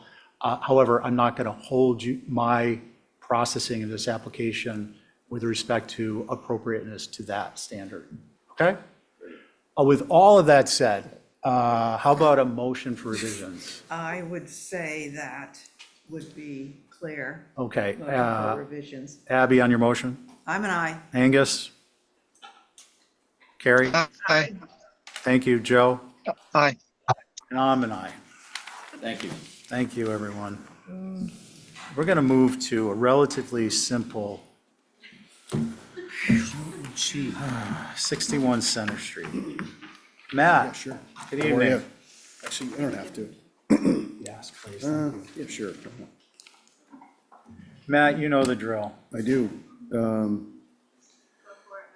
Thank you. So this is a really fairly, well, simple application. 61 Center Street. Some of you may be familiar with the building. There's two changes that we're making, both out of necessity. One is the existing stairs to the to the first floor. I want to share my screen. Takes me a second. The existing rise and run on the stairs, some of you may or may not be familiar with them. There we go, share. It's a file size thing. Oh, there it is. Just takes a second, it's a small screen. Anyway, so the existing rise and run on the front stair stoop are incredibly steep. I know that the building department has made a number of inspections over the years and actually raised the issue. I think the rise is somewhere in the range of like 10 inches. The run is somewhere of like 9. It's a steep set of steps, and so it's come up in inspections. It's also just walking up and down it. Someone's going to, basically fall. So we looked at a number of different incarnations, and this is specifically to the front stoop, to see if we could actually keep them as a straight run, taking into consideration the property line. And it's a commercial rise and run. It's a 7-Eleven, and it just doesn't fit. And so we're before you today to create a code-compliant set of stairs to the existing, and it is to the side. The second part of the application is to basically rebuild the deck, the one-story deck on the side of the building. And the primary purpose of that is, one, to elevate the existing deck elevation so it is flush with the existing first floor interior elevation, and then also integrate a lift. And so you can see that on this sheet here. You can see over in this zone, this is where the actual lift is. So we're basically making the first floor, not only are we correcting a pre-existing non-conforming rise and run issue, but we're also making the first floor of this building accessible. We did last year submit a building permit to make a first floor accessible suite. And so this is kind of the phase 2 of it. We didn't require the cross the threshold that would necessitate this, but it was part of an overall plan. So we're basically making the first floor accessible, and so we're integrating an accessible lift into an existing deck, which is highlighted in the left corner of that deck. And we also had to reconfigure those existing stairs. So those are highlighted in the elevations. So you can see on the south elevation, the front stoop, the deck, we obviously don't want to change the architectural features of this deck. It's purely just elevating the deck and integrating a lift in a way that's very hidden, if you will. The west elevation, you kind of see where it's integrated. We've got an access door underneath the existing skirting of that deck, which is an existing addition. So try to be very mindful of the existing architectural language and not ruin it. And here are some perspectives for your review. So with that, look forward to comments from the board, Mr. Chair. Thank you, Matt. Holly? Well, actually, first, any questions from anyone? I got one Ray? simple question, just so I can fully understand. So right at the moment, the stairs come down straight to the sidewalk, then there's a fence that goes out on the other side. It's all sort of a continuum. Yes. The plan for the fence is what? It doesn't really show up in your perspectives. We would come in with a landscape plan. Not exactly sure how that fence would integrate, but Okay, well, clearly if the stairs going off to the side, your entrance is gonna need to move off to the left. theoretically. Yeah, and the question is whether or not we keep that opening, the fence opening aligned with the existing front door, or if it's off-centered, so we're still working through that. Okay. Any other questions? No, I was gonna ask about a landscape plan as well, because there's a lot of hardscape that they're proposing, but nothing about it specifically, so. Okay. Good point, both. Holly? Thank you, Mr. Chair. So for the record, this is the circa 1803 Martin House Inn.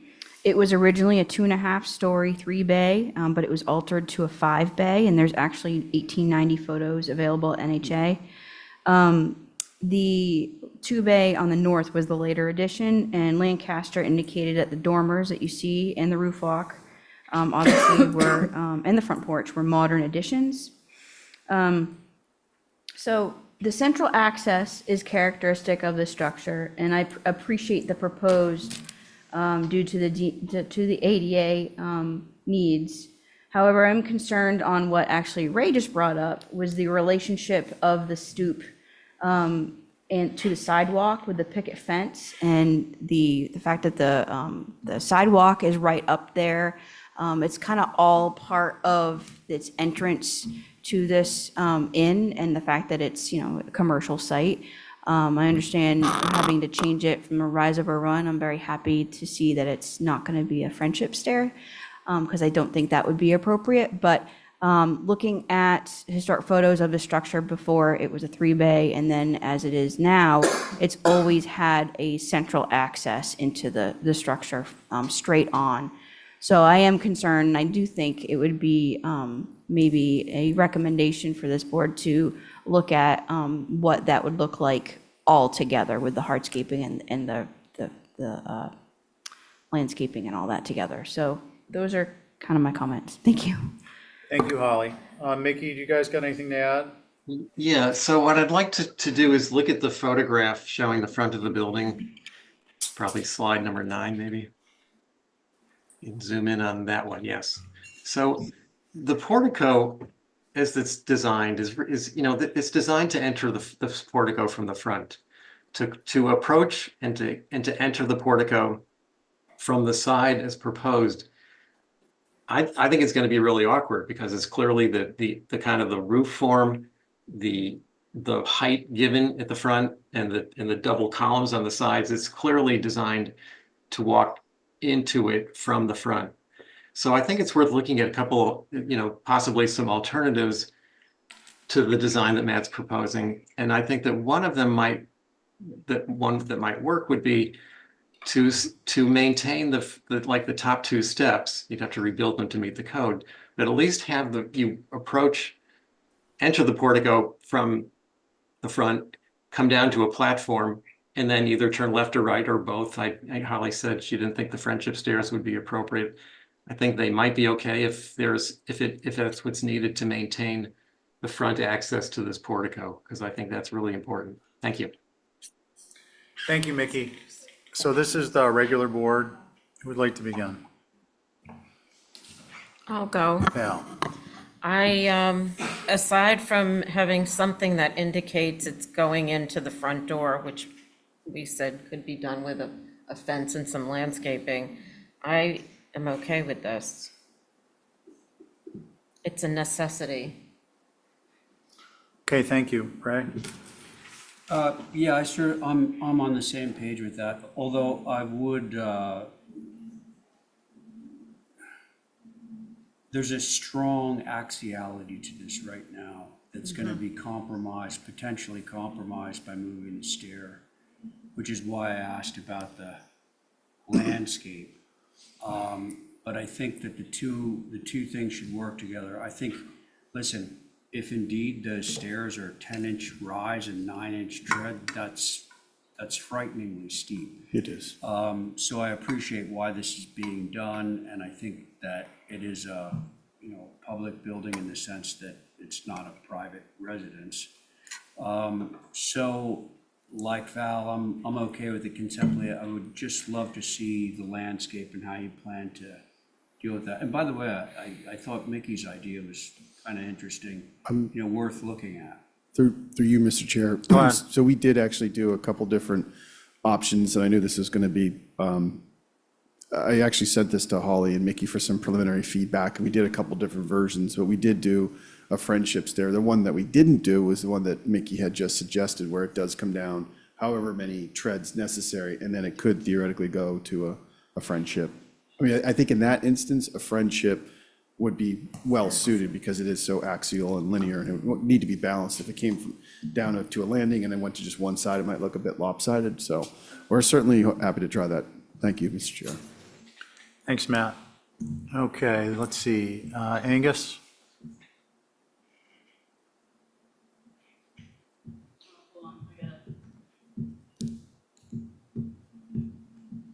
Well, Angus is raising his hand. Thank you. I lost the connection in my ability to speak. Okay, so I think that there's such a strong access going into the front of this gable porch that somehow that still needs to be honored. And I would be interested to see what other version besides just turning the stair and having it go sideways could be proposed. But I think that it's important for this to track with the landscape plan because of the proximity of fence and how that layering is going to happen with whatever the proposal ends up being. That's all. Thank you. Thanks, Angus. Abby, did I go to you? No. Go ahead. I would not be in favor of this. I think I live at the end of the street, so I see people going up and down these stairs all the time. I've never seen a problem. I think if you need access for a wheelchair, I would do it around the corner. I think it's the entrance that sort of makes this grand columned entrance is that it is like right there, centered. Like you wouldn't change this on the Jared Coffin house. You're gonna keep those original stairs. I would work on a side entrance if people are having trouble with it. And I would keep, as proposed, you see the front door and it's like, no, but you can't come in. So I think it's a lot more welcoming to have those steps. And I see people going up and down them all the time. There doesn't seem to be a problem, so. Thanks, Abby. Matt, so what did you say the run of these was per tread? 9 inches. The rise is in some instances like close to 10 inches. The run, I want to say is like 9 to 10, in some cases less than that. They vary. They do their annual inspections and it always comes up, and I've walked up and down them, and it is the, railings low, rise and run. So, okay, thanks. So I think as a practical matter, you can't do a landing and then do a turn. And the reason for that is you're going to use the first 4 tread depths for the width of your landing to have a 36-inch minimum. You're going to have 3 tread depths left where you have to make a left or a right, and that's only 27 inches, and that'll be parallel to the sidewalk. So the stair will actually be encroaching in the sidewalk if you're just doing the math. So that doesn't work as a solution with respect to, unless you alter the depth of the porch, and I don't think that makes sense. So, well, you have to, so look, your landing needs to be a minimum of 3 feet left to right. So that's your first 4 treads from the top is 36 inches. And that leaves you three treads to turn, to bring 1, 2, 3, 1, 2, 3, 4. It's also, You- I know where you're going, it's not providing for any kind of landscape buffer. Yeah, I mean, you could key your treads, your downward treads. You could have it keyed directly off the left side of the landing as you're facing it, but it only leaves you 27 inches between the sidewalk and the exterior face of the landing. So to me, it seems that if it's going to be relocated, it would be on the left side. It would be contingent upon seeing a hardscape plan that reflects modifications to the fencing that respect the transition, kind of the grand transition, if you will, from the public space to the, I get this as a commercial property, but to the private space, which is the front door. That semi-public space, which is the stairs and the covered porch or the portico, are, you know, it's got an elegance about it. It's got a kind of grand scheme to it. I think that the location and the layout of the fence material relative to the relocation of the stair and the hardscaping in that area are all part of a successful solution. So I wouldn't be comfortable not looking at a few alternatives on all those elements. And if you think you can pull off the landing and the turn, then, you know, go for it. It's just, I think it's going to impinge upon that sense. It's going to, how do I say this? The stairs now have an open sense, even though they come right up to the sidewalk. When you turn the corner and they're running parallel and they're only 27 inches away from the sidewalk and the street, I think it changes the whole nature of this in a negative way. So if you want to run that as an option, God bless you, but those are my thoughts. Do we want to get a motion to hold the revisions? Sure. On your motion, Matt, did you want to say something? No, Okay. thank you. On your motion, Abby? I'm an aye. Angus? Ray? Val? Aye. And I'm an aye. Thank you. Okay, so I'm that an aye. leaves- Thanks. The pizza is here, Mr. Chair. Oh, that's good, because I need a break. It's also a Botticelli application, so we always stop right before, And, just to piss her off. and Connie, you're going to be sitting on the next one. Okay, we're going to take a 7.5-minute break. It wasn't an easy hour. 2 hours. Yes, yes.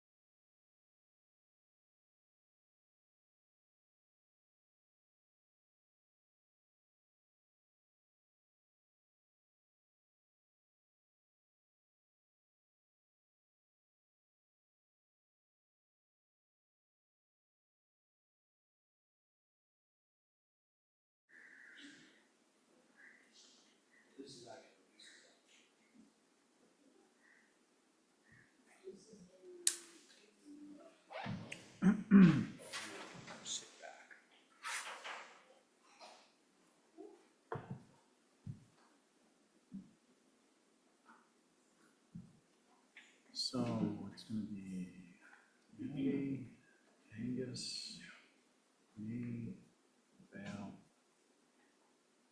Connie, did I say you were next? You have to order another puppy chair for Angus.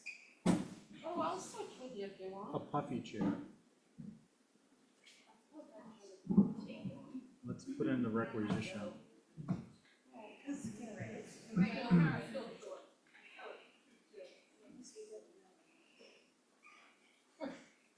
Okay, first come, first serve. You get a puffy chair if you're here early. Incentible. Okay, we're gonna get started here, folks. Let's see. I'm ready when you are, Holly. Okay, folks, we're back. Part 2, Nantucket Historic District Commission. We are on number 4 of new business, 611, 15 Massoit Port revisions, Botticelli and Pohl. The board is Abby, Angus, myself, Val, and Connie. And is Lisa with us? Yep, I'm here. You know the drill. Yeah. So basically, this is no massing changes. If you go to the next slide, we added railings along the front porch, and then a shingle and the curved porch along the back, and then a shingled wall at the little mudroom entry. And then the lattice is actually the lattice that you're seeing in those elevations is for roses. You know, it's obviously probably shouldn't have even been on the drawings, but roses go up those. That was what was originally approved. That's just showing the side railing of the front porch.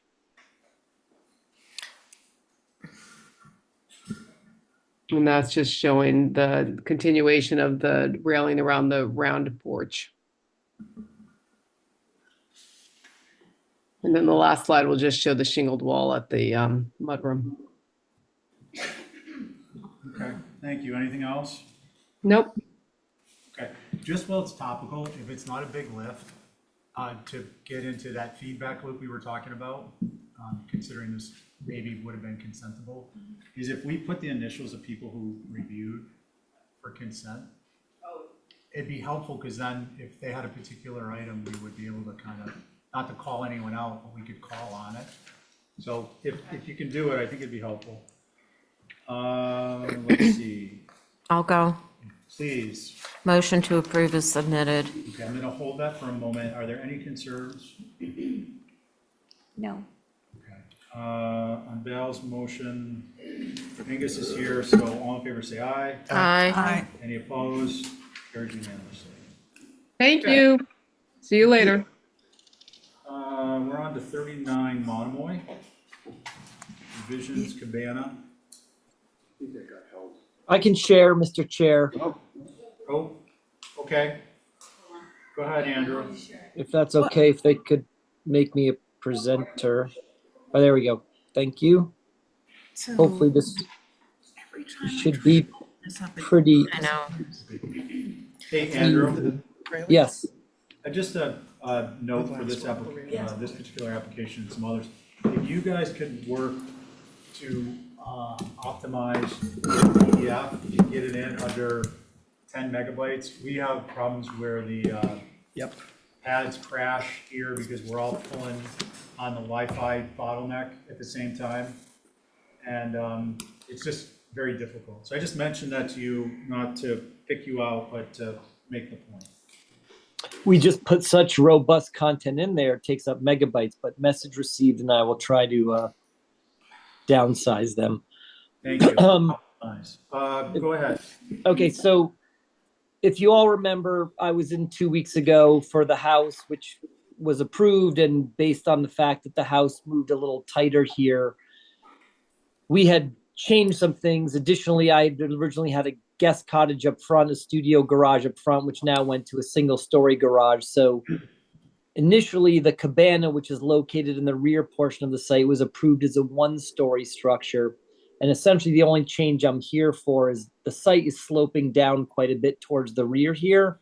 And we're proposing to do a finished basement lower level that has a walkout on this elevation, which has no visibility. So if I continue on, this was the original application that was submitted.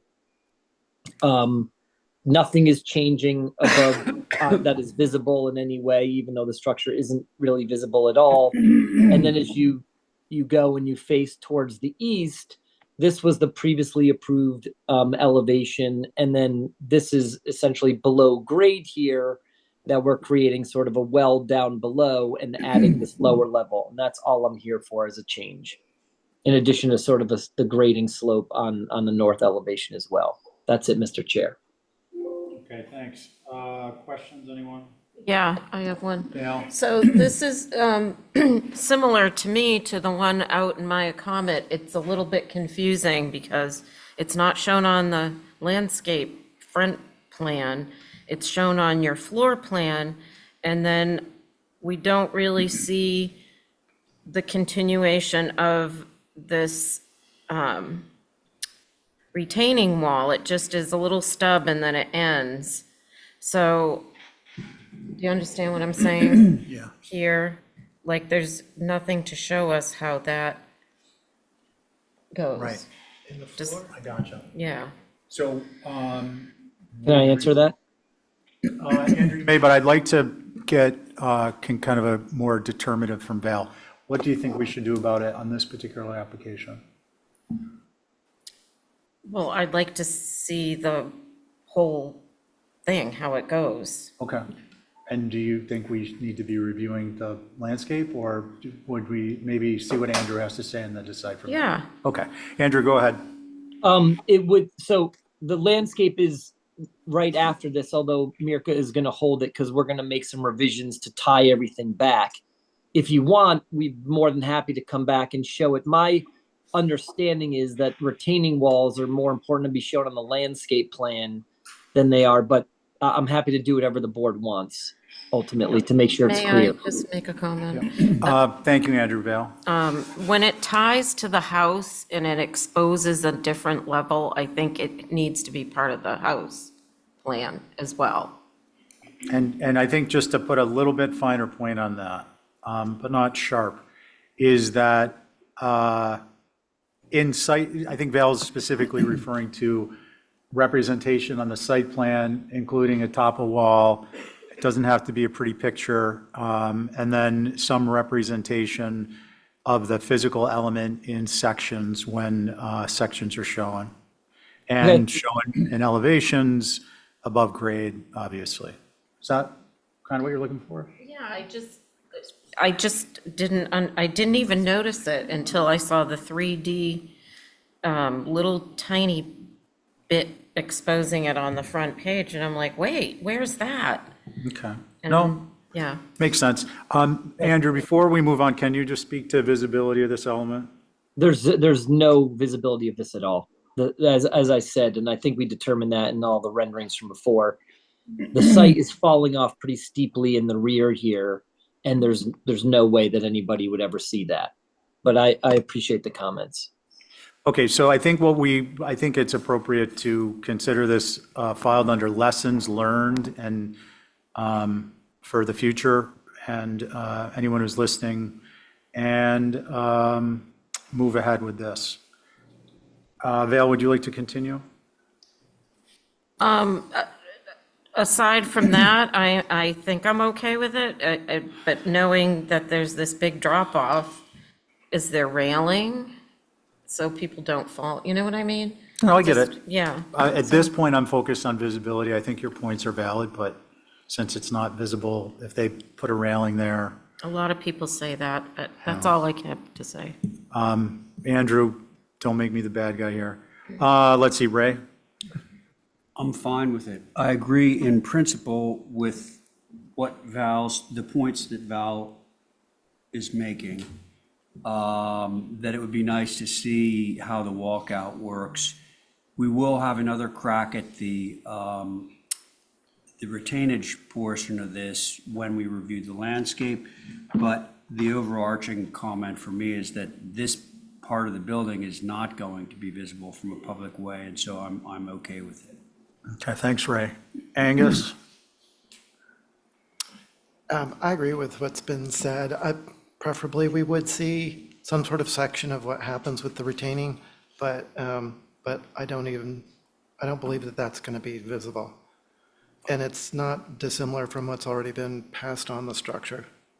My question would be about the excessive glass, to wall area, but it was already approved for what would be more visible. So I'm fine with it. Okay, thanks. Abby? What is the screening from the road? What is that, vegetation? What is that? Andrew?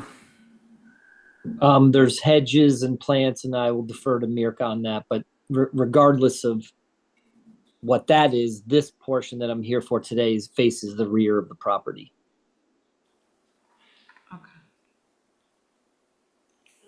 Anything else? No. Okay, so I agree with Angus, who agrees with Ray, who agrees with Val, and what's the motion? I can make it. Ray? I would move to approve this as submitted. Okay, all in favor, say aye. Aye. Aye. Aye. Any opposed? Aye. Okay, so for the record, Val is opposed, 4 in favor. That moves us to, Thank you. I think he was going to hold. yeah, you're going to hold the.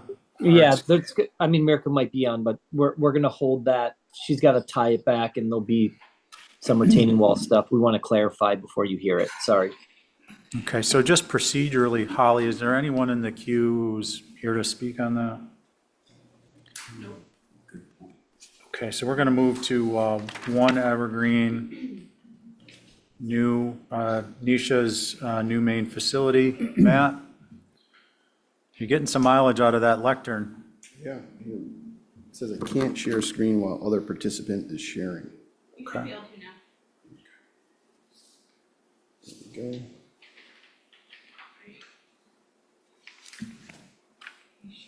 go. Regular board, Matt. Okay. Thank you, Mr. Chair. So, this thing drives me crazy. Actually, while you're prepping, I'll also note Joe, Connie, and Carrie as alternates. That might be a good habit to get into. Oh, yeah. Thank you.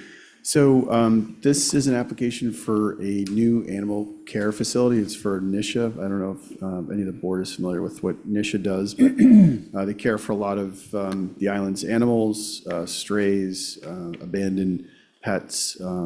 This facility will house all of their existing functions, but then also add a couple of additional ones. So there's an animal control component to this, which is a much needed service on the island. And there's also a veterinarian clinic. So the board has actually approved this structure here, which is the educational facility. And that was actually put on consent. It's a very simple structure. I would say that in terms of the overall site planning, we've spent a lot of time, studying the site. If everybody's familiar with this location, it's right across from the airport. It is a commercially zoned parcel. So we've spent some good amount of time considering solar orientation, parking, access, circulation patterns of animal control, basically the public and staff. The educational facility, the educational building is for classrooms, a gathering spot. It's a one-story structure. And so the reason I give you a little bit of background on that is that that structure is intended to have a similar language to this, what we're calling the main facility. You'll also see on the page south that there's a footprint for a barn, which will be coming before you for probably the next month or so. That's not the immediate need. So this structure, like I said, it does contain a pretty complex building program, if you will, and we are working with a consultant who's an architect who works in animal care facilities. We went through our Nisha went through their wish list, and they had come back to us with a layout, and it was basically this was an intentional study, if you will, but basically it was a square, bulky building, and it was full 2 stories, and so that translated into basically 2.5 stories. And so what we try to do is take that program and really spread it out over the site. Yes? I'm not sure, I mean, I appreciate the narrative. I'm Yeah. not sure we need it. Okay. You know, because we are gonna, and forgive me, but. No, I please. just think in the interest of time. Sure. And I think we've all reviewed this building. Okay. And, so. All right, I'll skip right to it. So I just wanted to say that we tried to integrate as much one-story, as many one-story elements as possible. And the second floor program is really limited to the main body of the structure. So I'll just run through the plans really quickly. Kind of the interior layout, I guess, is not overly interesting. The exterior massing schematic, we tried to create one primary mass. We tried to invoke a agricultural narrative, if you will. So the 2 gables are 10-inch wide cedar natural to weather V-groove. The remaining portions of the structure are just shingle. Again, tried to keep it as simple as possible. So we've got some elevations, and then we've got some very simple perspectives. We also have some landscape renderings, if you will, just to show you what the building looks like from the outside. I guess that's it. So with that, I'll keep my comments brief. Thank you, Mr. Chair. Thank you, Matt. Or Ray. Let's see, Matt, just on the file size comment. Yeah. Same thing. Sure. Mine still hasn't completely downloaded. Does anyone have any questions for Matt? I do. Val? What's happening with the other building? Well, if you're familiar with their existing offices, they're limited to a very, very small office space. So the existing offshore animal hospital is going to stay intact. And so Nisha actually rents a small office space within that building. So Oh, this is the shelter. Yes. Okay. No, I think it's a nice looking building. I don't have anything. Maybe the shutters if it's gonna have an agricultural look, but it's nice. Okay, thanks, Val. Let's see, Ray. The reason I was suggesting cutting to the chase is I think this is a very appropriate building. I love the scale and the use of materials in relation to the context out there, which, we are talking about on the other side of the street. We have like 2-story high, flat roofed, corrugated metal structures. So I think having something like this in the neighborhood is going to soften that blow. So I really see it as an asset for the neighborhood. The only, very, very small comment I have is on the 3 cupolas, and I think maybe those could somehow be refined and made more cupola-esque, if that's a word. That's all I have to say. Thanks, Ray. Let's see, Abby? I think it's great. I just think when Tootie goes here, she's gonna freak out when the jets take off. What about that? It's a shelter, it's not the hospital. Maybe you'll have, You want to intercede on this one, Ray? Angus? I appreciate it, and I agree with Ray's comments. I think maybe doing something with the cupola to, I don't know if there really need to be 3, but maybe 2 could be vents and the other one could be glass, unless that really is an element, like a clear story with trying to get light down in there. That's all, thanks. Thanks, Angus. I agree with what's been said. Particular comments are overall very charming, appropriate, good transition type building from the area. And the cupolas, I think, are vent-ish enough that they're okay. And I think the consistency between the 3 of them is okay. And I think the shutters are obviously going to be natural to weather. I think the success of that element, you've really left me not much to talk about, Matt. I'm talking about the shutters, is that they are, they don't necessarily need to be rustic, but not a Federal Street finished style. That's really it. And I'm sure you've got that already in mind, but I just think that's an appropriate comment. Like plank shutters. Yeah, I'd like a yeah, plank. simple. What do we want to do, folks? If I could, Mr. Yeah, Chair. go ahead, Matt. We're happy to convert the 2 flanking cupolas to vents, because I think that's a nice, it creates a hierarchy, and we're happy to change the shutters to a plank shutter. Okay, and I personally don't mind the frame as long as it's as simple as shown, as opposed to like, quarter rounded edges and it's just Yeah. simple. Val? I was going to make a motion Okay. to approve through staff with simple plank shutters and the 2 outer massing cupolas to become vents. They need to put a spa in there, a dog spa. Tell them that. There's also dog grooming in the educational facility, so. So Val, before we go to your motion, Matt. Can I include the spa? Spa is included. It's already there. Matt, are you, we typically do an Exhibit A because it facilitates a little quicker turnaround. Is that beneficial? Sure, if that works for you. Would you be amenable to an Exhibit A? Yes.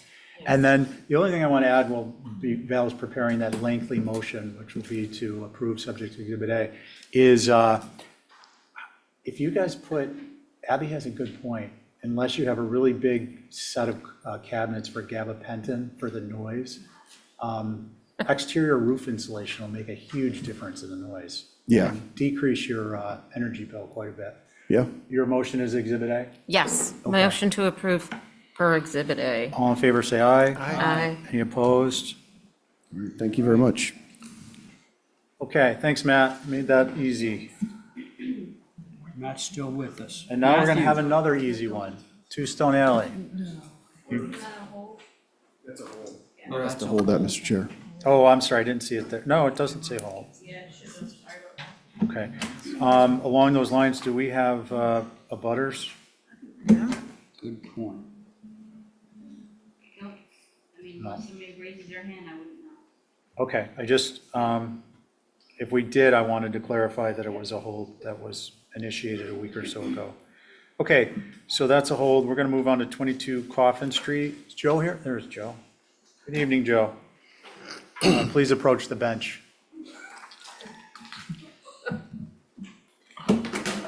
All Cuffed and rise. stuffed for you, how's that? What's that? I'm cuffed and stuffed, the back of the car. Not that How's type of bench. The perk walk. All right, you know the drill. Okay, welcome to 22 Coffin Street. So last time, there was a discrepancy on the, hold on the history of the building, so. Joe, before you go too far, I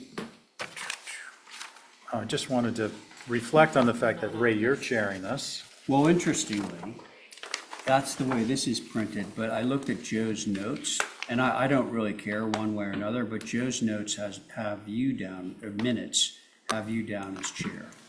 Okay. I don't, honestly. I believe that was correct. All right, so I'm chairing this. Your board is myself, Ray, Abby, Angus, and Carrie. And these, I think, are for you guys. Joe, would you just briefly tell us what you just passed out? So what you have before you is, number one, is my structural engineer's letter after review of the structure and how it is beyond disrepair. So like in his letter, he said anytime you attach any wood to an existing structure, there's just nothing there, it's just rot. So, but the 75 part, which is on the easterly side of the property, which was moved there, that is still up to be relocated, but right now we've had 3 people sadly fall out of contention. So then also goes to a site plan, just shows you the site where it's open. And then what I did is I went to the GIS mapping and showed where the property was, originally stated, but then I went back to the image of what was 1940, and there was no structure there. So the information that was given by the Historical Commission was inaccurate. The dates are wrong. It's not 1938. We believe it's 1956. So that was just the image. So that was something that was brought up earlier in the meeting. So I just wanted to show you, based on the site plans and the images that I have, that is inaccurate. So, but back to what I stated before, that the date doesn't really matter. The dwelling is sitting on the ground, and there's a lot of rot and black mold, et cetera. So that's also in the letter from my structural engineer. Then again, if you want to peek forward to the drawings, or you want to wait on the demo, but I answered all your requests for the new design. So, and I can run through those if you want, Mr. Chair. Well, I think we've got the new structure in front of us, Joe, so why don't we proceed with that? And we'll pick up the demo at a later date. Can I ask a question of John? No, we were looking for some additional information. So I'll just run through the new revisions. So Yeah. on the front, which is the north elevation, I changed the pitch down to match existing, so from an 8 down to a 12 pitch. 7. Sorry, 8 down to a 8 down 7. to 7. Yep, sorry, thank you. Then we extended the front porch because I had a small, just little additive, little wart there. And we added that on, I lowered the master bathroom plate 6 inches. And then what I didn't bubble, and I apologize not noted, is I added the double shutters, because before I had the one shutter on either side of the window. And that was a request. And then as we roll around the building, we're just showing that because of the roof pitch change, everything is lowered down. And then as you go to the rear, again, everything is just lowered because of that roof pitch change. And that's it, Mr. Chair. That was everything you requested. Okay, thank you. We appreciate the changes. Does anyone have any questions for Joe before we go to Holly? What are these maps for, the A, B, and C? So last time we were here, Holly said that the information that was provided on the Massachusetts Cultural Resource Information System had it as 1938, and that's just proving that that was inaccurate. They thought it was the building to the south. Well, I think I can date it because I remember I was 10 years old when this house went up, which makes it 1960. No kidding. I remember it. Wow. It was the dinkiest little house I've ever seen. I thought it was for children. That's great. Abbey Camp Living Archive. Does the Living Archive have any concerns? Ray, you're going to be that No, soon. I love the I think we I love all the are. renovation. I know, we all are. All right, so Abby loves it. Angus, Holly, did you have anything? Oh, sorry. Thank you. As far as the new dwelling itself, which, correct me if I'm wrong, you're still wanting to retain the older section, right? Or no? No, that's a move off. Okay, so all of it's all brand new. Yeah, and so the other part of this is, and this plays into your demolition delay argument, but we're gonna hold on this for like another 3-4 months. So we can re-advertise after this meeting and see if we can try again, take another round. So by then, it should be 180 days by the time we're ready to start the project. Regarding the revised architecture and addressing the commissioner's concerns, I think you did regarding the pitch, lowering the plate height, as well as extending the covered porch, I think is all appropriate. So I have no concerns on the architecture. I'll go. I think you did a great job, and I appreciate the little changes that you did make. Thank you. Thank you, Carrie. Angus. I'm happy to echo that as well. Sorry, shut your mic off. Val, oh wait, I'm sorry, you're not on this. Ray. I'm good. I think it's great. Nice job. What's the motion? Approve as submitted. Okay, all in favor, say aye. Aye. Any opposed? Carries. Thanks, Joe. Appreciate you making it easy on us. All right. Right. Now we're moving to another easy one. Well, do we have Paul Santos? Oh, there is Paul. Okay. And Ray is chairing. Ray is chairing the next 3. So on this one, myself, Stephen, Abby, Val. Sorry. Paul, you ready? I am ready. Okay. Now, there were, I mean, I'm just saying this for clarity's sake. The one that we reviewed last Tuesday is not part of this one. These are the other two. No, that didn't pass. No, I know. No, no, no. It was reviewed last time. And we asked for revisions. Right. And then, Okay, just to be clear. Okay, so Paul, you have the mic. Okay, thank you. For the record, Paul Santos with Nantucket Surveyors, representing the property owner and applicant Doherty ACK LLC. The first application that you have before you is a revision to a pool located at 4 Mariner Way. Mariner Way is a connector road between Union Street and Washington Avenue Extension that is part of a residential subdivision that was approved, I think, approximately 8 years ago. The dwellings on 4 Mariner were previously approved. There is a main dwelling and a guest house located on that property. The plan that you see before you, in a sense, depicts both 4 and 6. 4 is the property to the north of Mariner. So you'll see there's a cottage to the left, and the dwelling for 4 is to the north, of the northerly portion of the site. The pool that we're discussing is shown in blue. The dwellings are shown in brown, and the Mariner Way traveled way, which is a private 20-foot width way, is shown as a grayscale. The original pool for this property was approved by the HDC on April 18th of 2023. It was approved as an in-ground pool with an auto cover. Size was 10 foot by 15 foot. And at the time, I believe the pool was approved as not being visible at the time of installation and in perpetuity.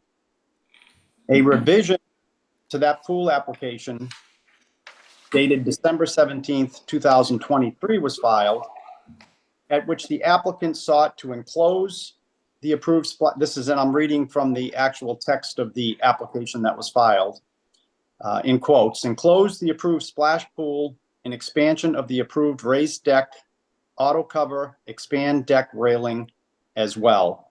The pool size effectively stayed the same size. It was reduced by approximately 1 foot in width. It's now 9 foot, 1.5 inches by 15 feet. So effectively the same size pool previously approved. The reason for that approval was upon filing these applications with the Conservation Commission, as this site is located within the flood zone and the buffer zone to an isolated vegetated wetland, the bottom of the pools were requested to be raised in order to allow flood waters to pass. So this pool here is now located within the confines of a deck, whereas previously it was located in the ground. It was elevated, but there was not a deck surround around the pool at that time. A hearing was held on this revised application on January 16th, 2024, and there was a motion to hold for additional information. That motion, or the notes or the minutes for that meeting, were contained within the old business packet that I submitted. The actual old business application was then filed on April 4th, 2024, and a subsequent hearing was held on May 21st, 2024, in which I made a presentation for lot for 2, 4, and 6 Mariner Way. There are no minutes for that particular meeting, so I just did a review and provided a general set of notes for what occurred at that last old business meeting, and I'd like to just briefly read through those. The voting members at that time were Pohl, Welch, Camp, Coombs, and Oliver. I think we determined at the last meeting that there were sufficient alternates that participated in that meeting, and the chair can assign or designate an additional alternate to sit on this particular application moving forward. As I had said, I represented the applicant before the HDC that night. Staff comments from Holly Backus, the preservation planner.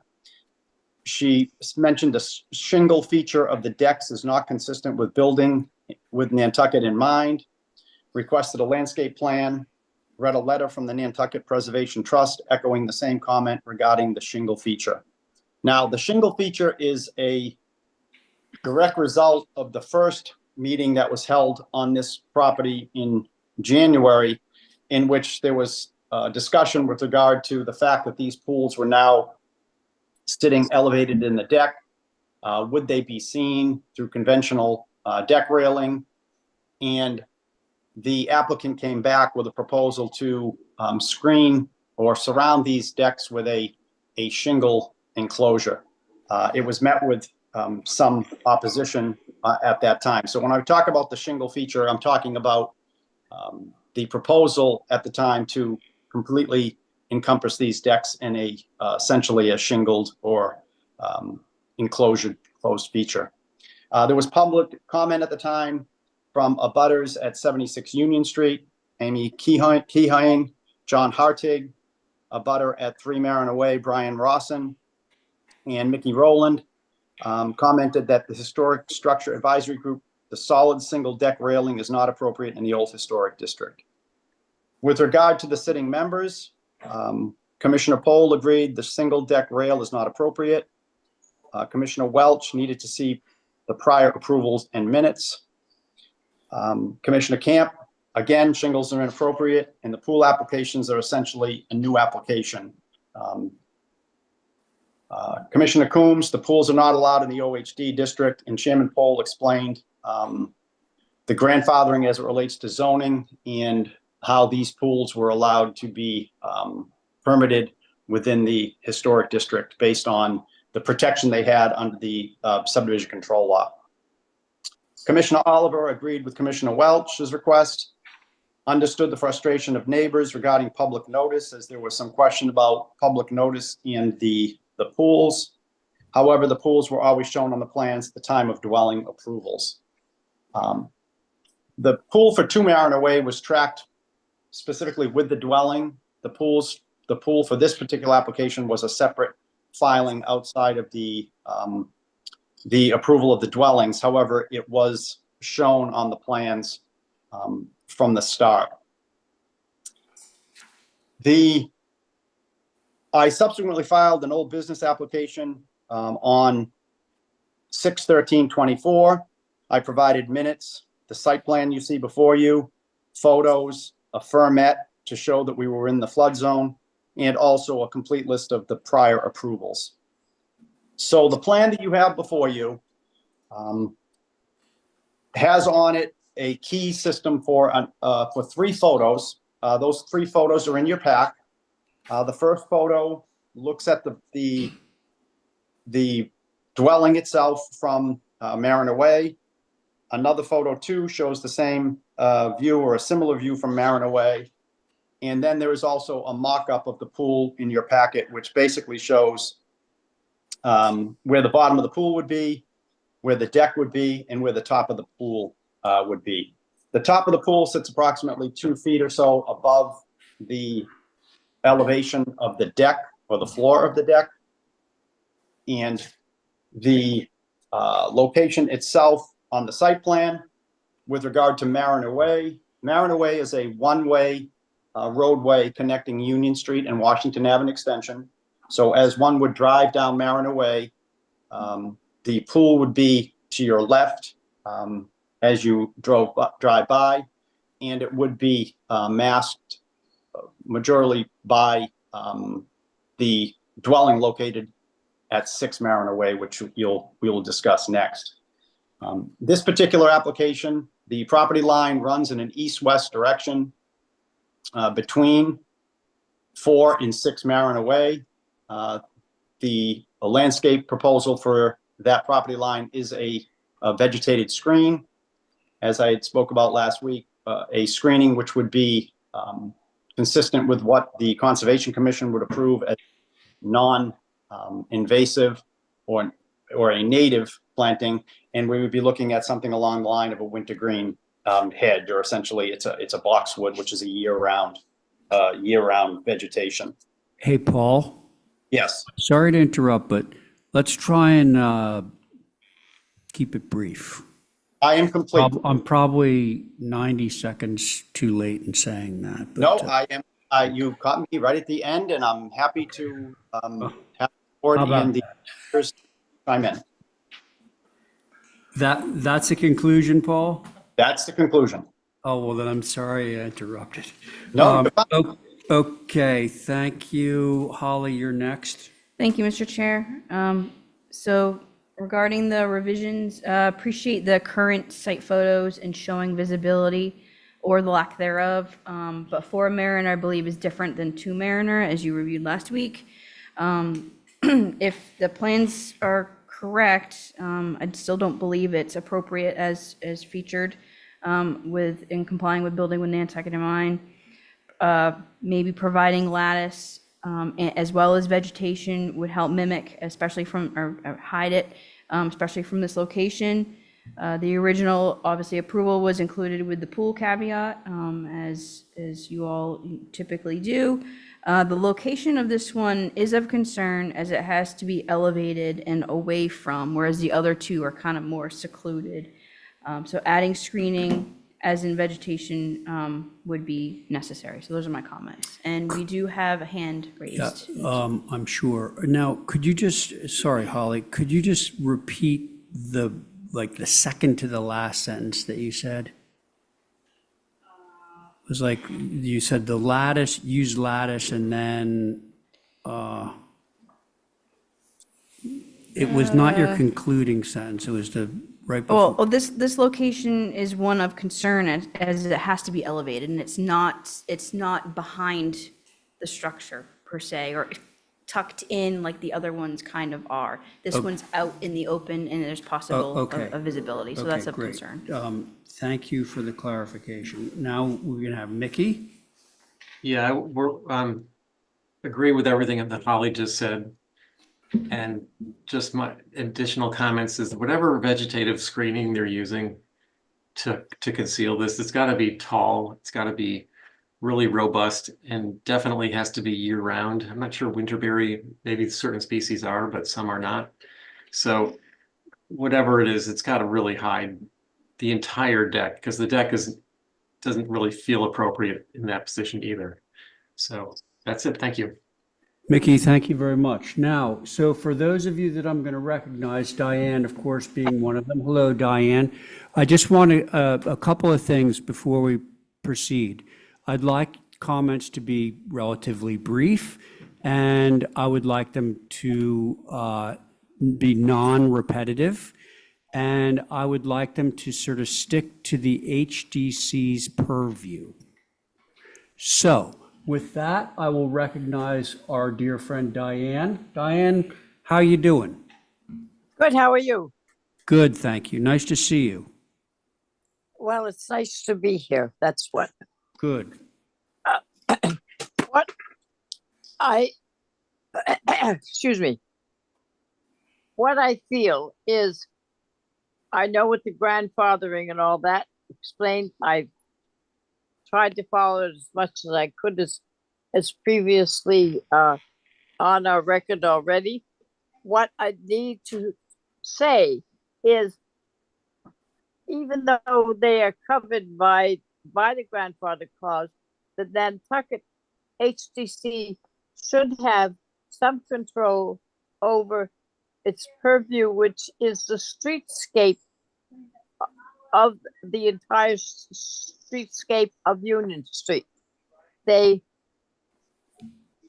don't think that can be superseded by a grandfather clause.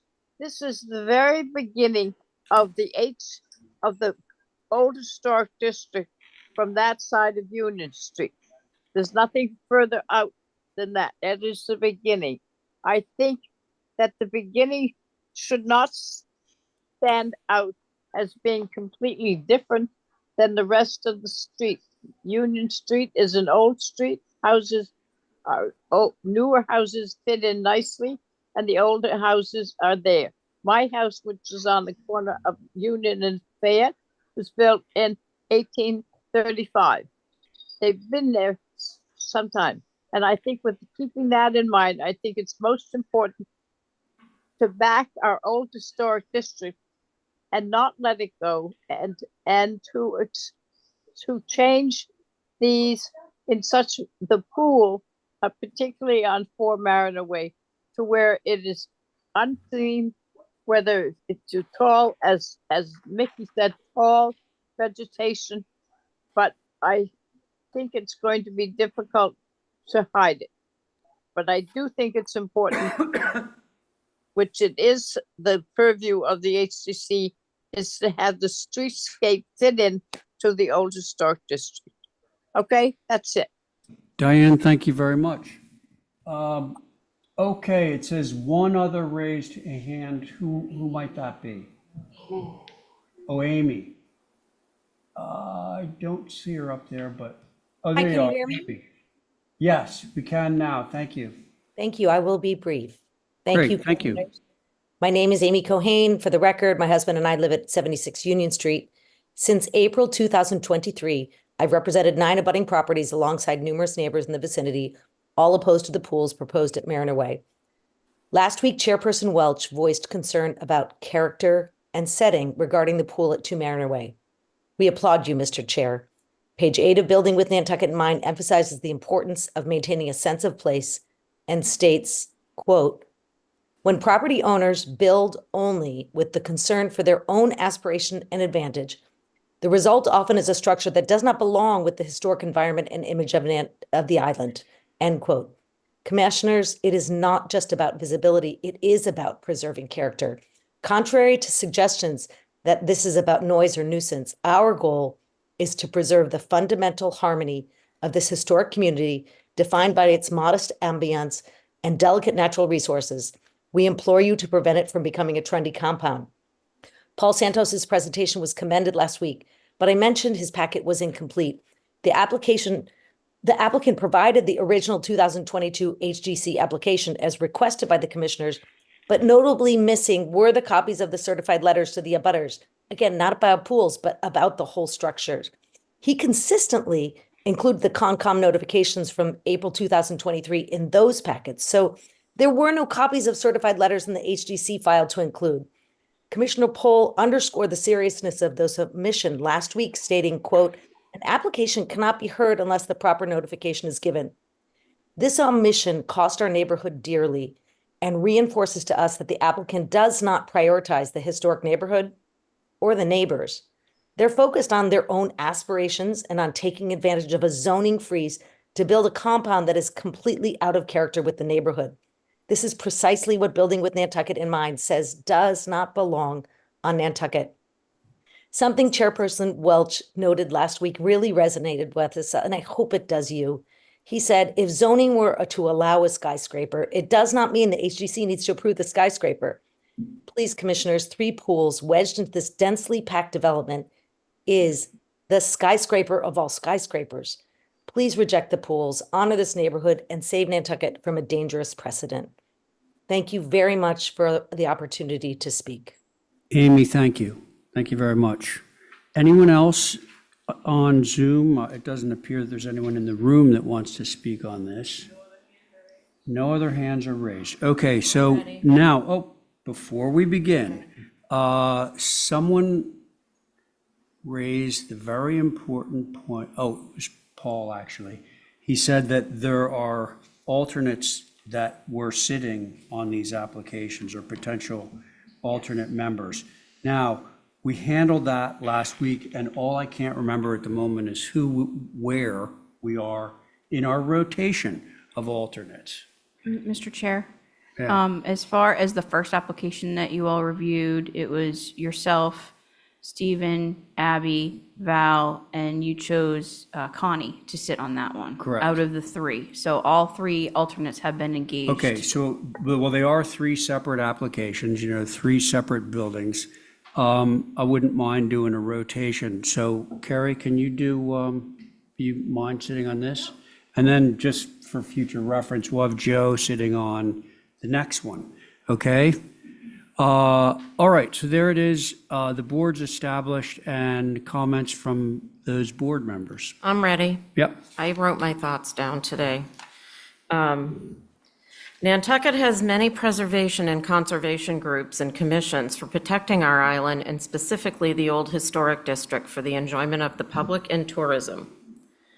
This has 3 particular boards involved. The lift, that was FEMA regulating that. The newly built houses in this area are subject to the latest FEMA regulations, so they start off with a huge disadvantage because of the first floor lift out of the ground. So they are never going to look like the houses around them. This regulation has made this entire development incongruent from the onset. However, we have no jurisdiction over this situation. The second thing is the subdivision in the pools. That's zoning and the planning board. The development and its lot configuration was approved by the Planning Commission and created the lot sizes and arrangements for which the houses must comply with zoning regulations, not in our management. The fact that the zoning was frozen by the planning department and allowed for pools anywhere on the island at the time is not in our control either. The restrictions in the OHD now prohibit them, thankfully. They were also subsequently approved, surprisingly enough, by the Conservation Commission, where restrictions are supposed to be getting tighter per their jurisdiction that we read. But there was the freeze of some sort, so I'm not sure how that all worked out, but obviously it did. Okay, fast forward, we're at the HDC. We're in charge of visual. Last comes the HDC as always, and our purview as a regulatory board has the unfortunate circumstance of always being the reluctant arbiters of the neighborhood concerns that may arise. We can only control the visual aspects of these projects, not the nuisance factor that goes along with pools, regrettably. Pools are a convenience of modern living and more lucrative for rentals. Therefore, there is a driving desire to put them in. The pools here had been approved in prior applications based on them being completely inside the deck floor. No visibility at all, 100%. This newly applied for excessive lift out of the ground, and this is for all 3, my statement, and the mitigation suggestion relying on railing to screen them is out of place and context for the area. The pools only exacerbate the anomalous qualities of the houses as they are now constructed. I would not be in favor of pools as they are applied for now. Alternative solutions would need to be proposed that would somehow screen and integrate them without being obvious for me to agree. Thank you, Val. Okay, who's next? I'll go. Okay. I completely agree with Val. I think you set it up beautifully to describe the whole situation so people understand where we are. I think with swimming pools in general, when they are on grade, it is so much easier to hide them, whether it's behind fences, bushes, trees. But once you raise it on a deck, even if it's flush with the deck, I think you will know it's there. You raise it 2 feet above the deck and it becomes that much more obvious. So I agree with Val. I'm not in favor of the way these are proposed. Okay, who's next? I agree with Val and Carrie, and I'm going with streetscape, historic district in the wetland area, and setting a bad precedence. Okay, Stephen. Thanks, Mr. Chair. Hey, Paul, a question for you through the chair. It's relevant to our potential solutions or not, depending on how you sit on it or your perspective, but under the new Concom regulations, what's the no plant line? Is it 25 feet or 50 feet or? 25. Did that change? Well, changing January 1st. Okay. Yeah, that's current. 25 feet? Yeah. Current? Yeah. So that, okay, so again, Paul, Yes. what's the current no plant line? And then what will it be in the future, near future? So it is currently a 25-foot no disturb with a 50-foot no build. They also have the provision that you cannot disturb more than 50% of the area between the 25 and the 50. So there's two kind of provisions. These lots already have orders of conditions issued, so these are protected against the changes of the new regulations that will go into effect in January. So these lots are subject to the current regulations. Okay, thank you. I just wanted to have that information for my quiver for the future. Well, we had an expert here. I have to agree with the comments that have been made.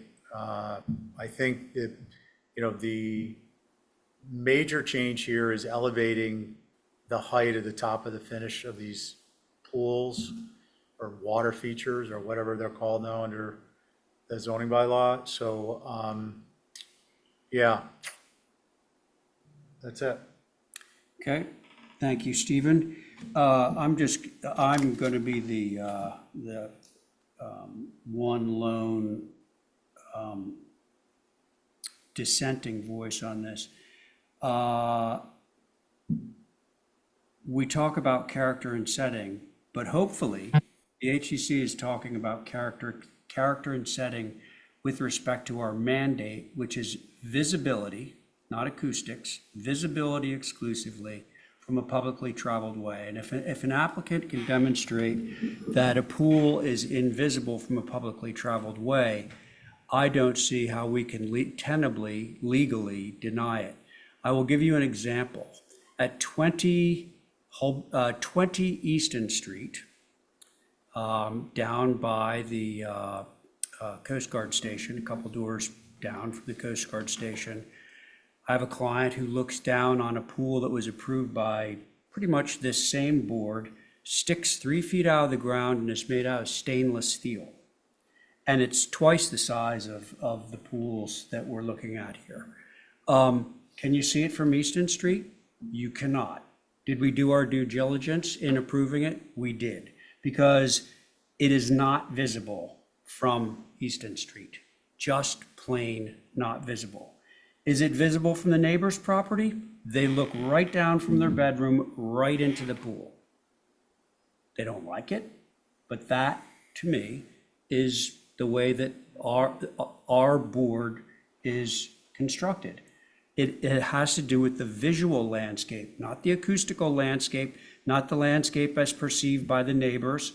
And so when we talk about character and setting, we should also append the verbiage that says, as seen from a publicly traveled way. Seen, not heard, seen. So that's my view. So there it is. I'm in the minority. That's okay. Okay, I just wanted to state Mr. Chair, may I agree with you, but I want to make an important distinction. Okay. Just to round out the record. So if something isn't visible is different than the HDC has the option to approve the architectural elements that would make it not visible. So for example, if you have a pool proposed in the backyard of a home and it isn't visible, those are existing conditions.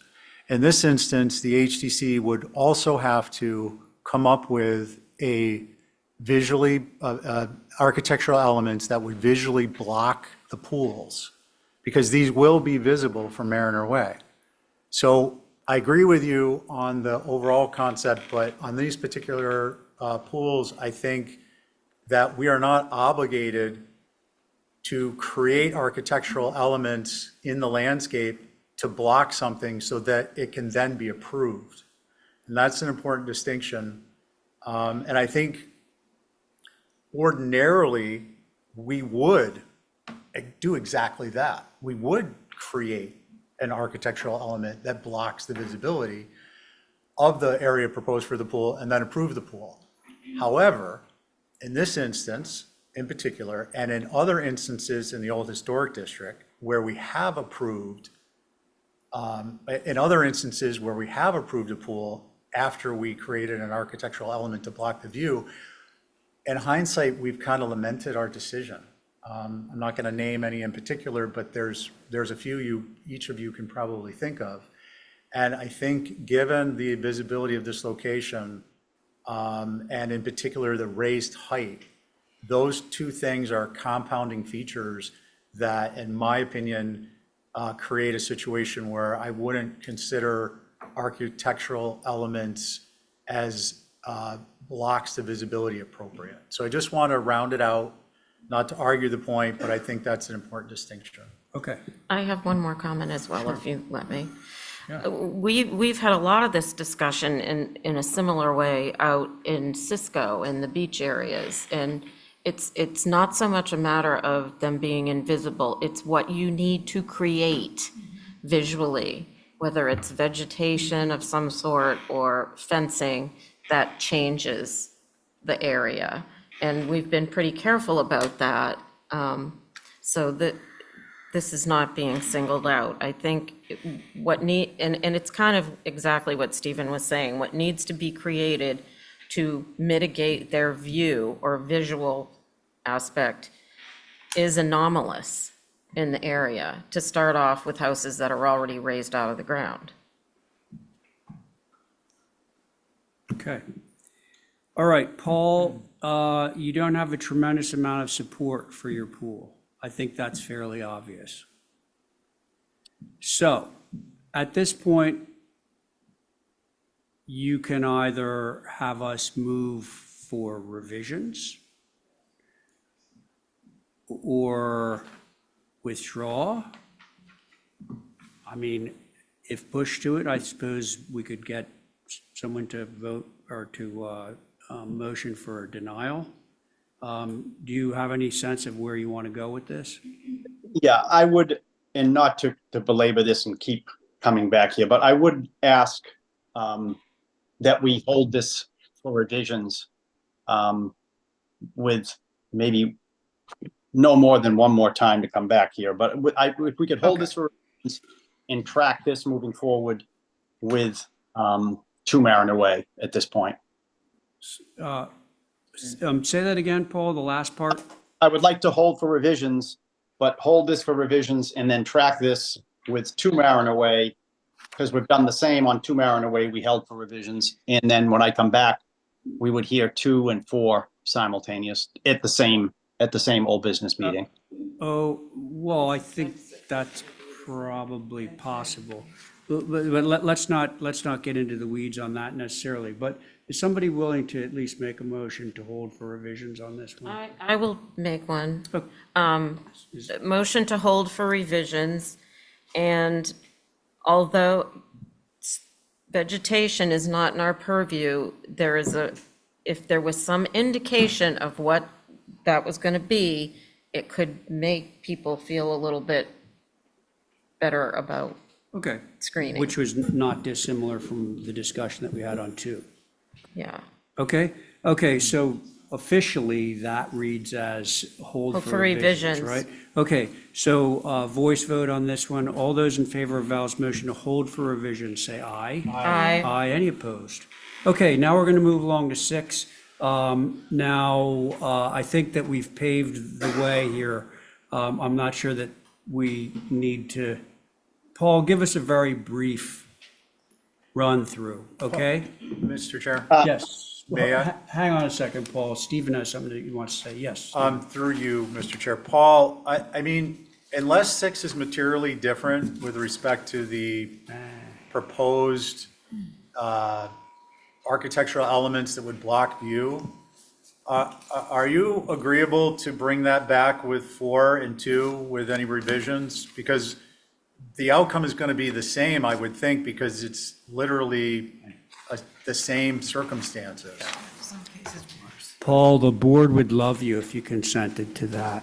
I will consent gladly. All right, so can somebody, and I want to make a note that I would like Joe to be sitting on number 6, just in terms of the rotation. So can I have a motion just to say 6 to track 2 and 4? Okay. Okay, there's Stephen's motion. Now, Joe, are you out there? I am listening Okay. intently.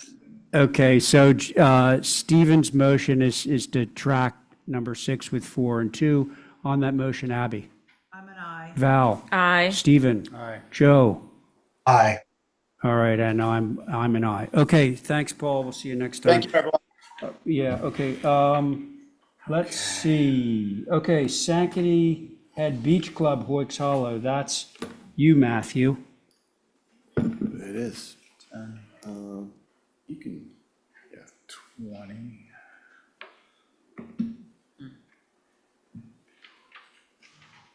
We're all very familiar. So I with forget your- where we left off with this. Sure, with your permission, I can just give you a Yes, quick update please. of where we were. Go. So this was brought up once. We had submitted a bunch of supplemental information and you didn't have access to it. And so we've provided all the historic documentation that was available.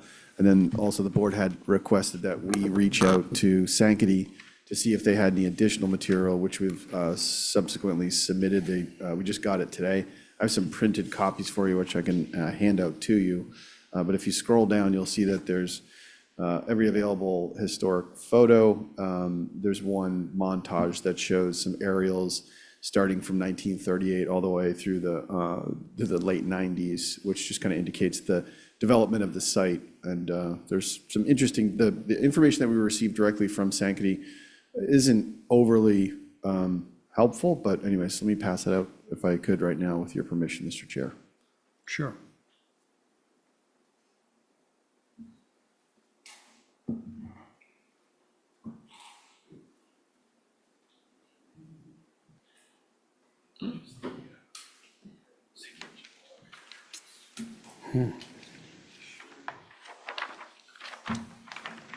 Oh, my word.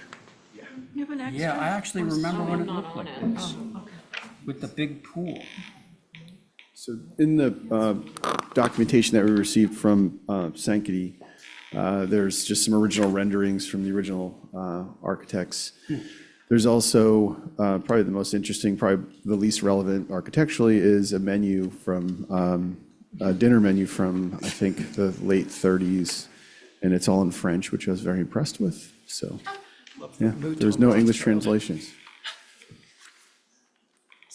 So, to what extent, also, the board had requested that this be a move/demo, which we're happy to do, provided that somebody could take it or that it could be used in some fashion if there are any other relevant projects. That's all I have, Mr. Chair. Thank you. Okay. Holly? Thank you, Mr. Chair. So appreciate the aerial photos documenting it, the site from 1938 to 2018, and the additional information that we received today. I thought if you actually look at the document that says Sankaty Head Beach Club, Terry Perry, November 10th, 1956, at 21 Club. It also has the building committee. Walter Beinecke was included in that. Thought that was pretty interesting. A lot of names in here that I recognize over the years looking at things on Nantucket. It's, appreciate that the club provided this. I kind of wish there was, they would have had a little bit more of a narrative or a timeline, because I do think this is an important to both the year-round and our seasonal history, especially out there. But I appreciate this, and, it would be nice if it can be moved, portions of something to be saved, because it does really, talk about how this area has developed over time. So it has a mark on our history. Thank you. Okay, Holly, thank you. Anybody else want to speak on this before it goes to the board?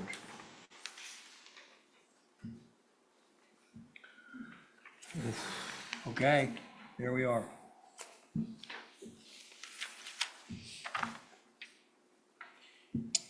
The board, myself, Stephen, Abby, Angus, Joseph Paul.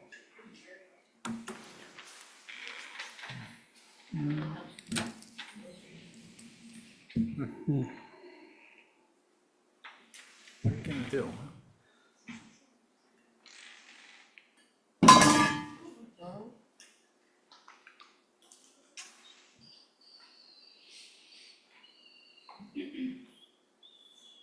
Anyone?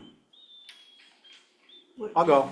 Yeah, Stephen. I think, arguments could be made about historic structure, but I don't know that, given its location, the lack of visibility and access, that it would qualify as historically significant.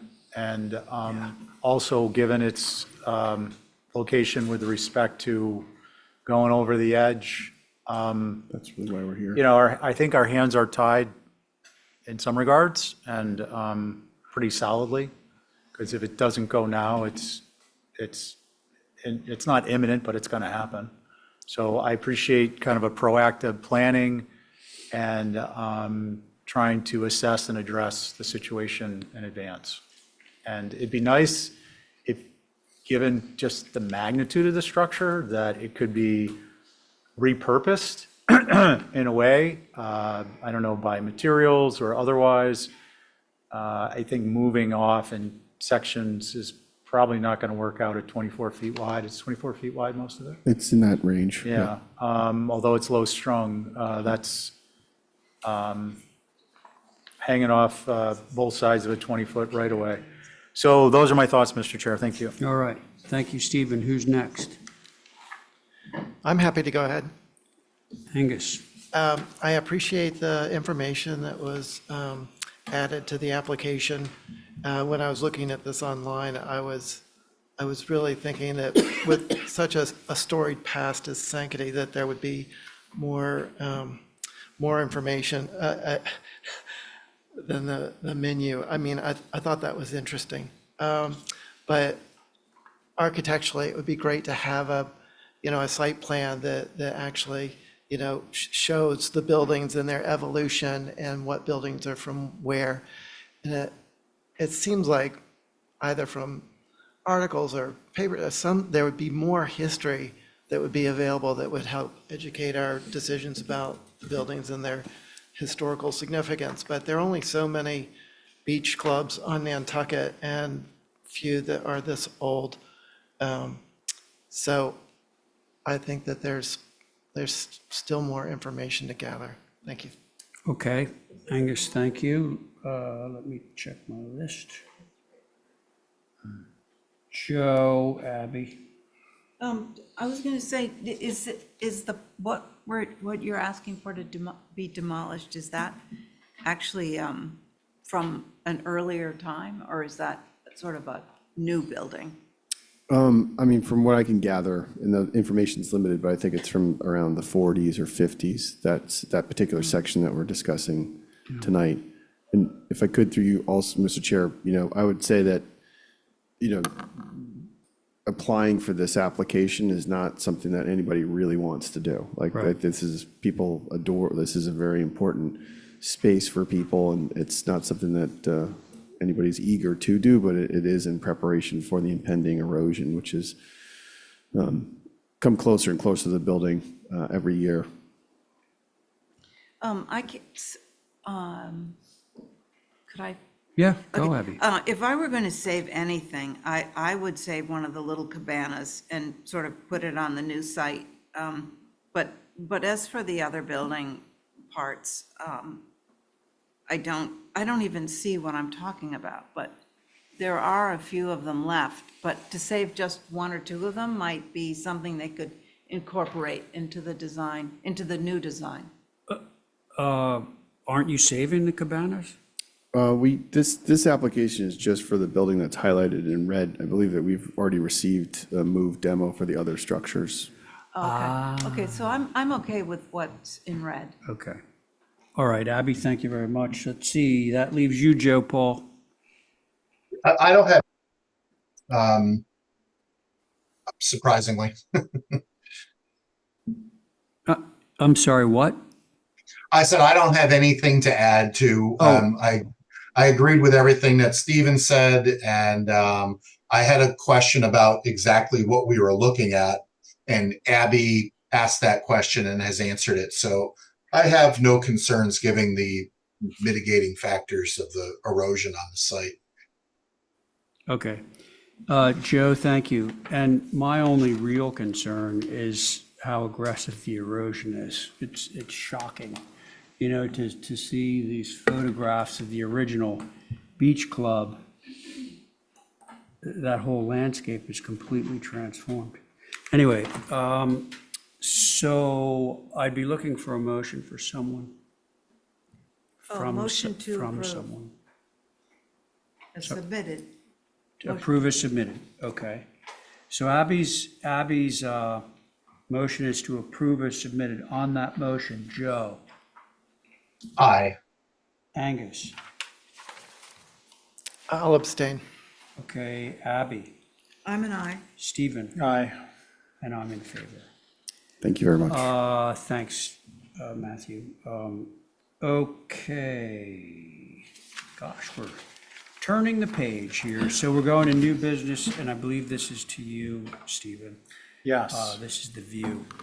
Okay, so 18 Lindberg Ave. Bias, good evening. Welcome to the HTC. As briefly as you can while still being effective. Thank you, Chair Welch. This building is not being threatened with erosion, but will be shortly, and we're making an effort to try to reduce that erosion by reducing greenhouse emissions. This is a single-story structure on Lindberg. It's a black roof. The solar panels are located on the back of the roof structure. There is also a high hedge that is mitigating, and we're keeping, we're not filling out all the roof masses because some of them have some nice trellises on them, and we wanted to keep those flowers going, ensconce it as always. There are some pictures included in the packet. And just as an aside, not that you can see it, but on the in photo C on the bottom, there's some AC units outside that we're planning on enclosing when we put in our electrical equipment, just with some cedar cladding. You can't see it, but I just wanted to just note that. We're in an effort to improve things. Thank you. Any questions? Holly? Thank you, Mr. Chair. So for the record, this does have an HGC survey, 1938 Cape. Regarding the panels, this is a corner lot, so I think, trying to make them so they're as far away from that side of the property as much as possible. And I appreciate the 3D rendering, how they were shown. I think that's a way to go for solar on especially contributing structures. So that's my comments. Thank you. Thanks, Holly. Do we have anything from Sconset? Is Rob here? Rob is not here, but he didn't send anything. Okay. Okay, who would like to go first? I will. Go ahead. I have no concerns with this application. I think this meets our guidelines, and the section that's closest to the side street there is the lowest pitch ever. It's like even lower than a 4, it looks like, so you're really not going to see these. I'm okay with this. Okay, Angus. I'm thinking about the corner table and the pergola there. Isn't there solar on that? There is, yeah. Mm-hmm. I would much rather take the part that's closest to the road, that's shown in the north elevation, on the right side, closest to the road. Take that array and incorporate it into the pergola, and leave the rest. Thank you. Okay, Ray?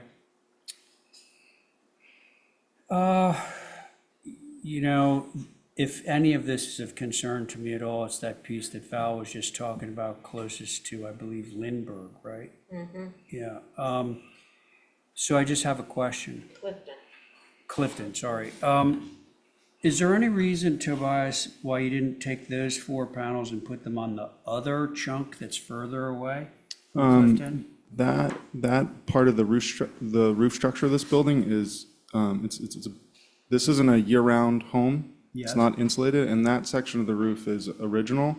Yes. And it hasn't been reinforced, and so it's not structurally sound, and we don't want to. I see. We want to keep that original. It's a really nice character, and then if I can address the pergola element as well, we did look at that.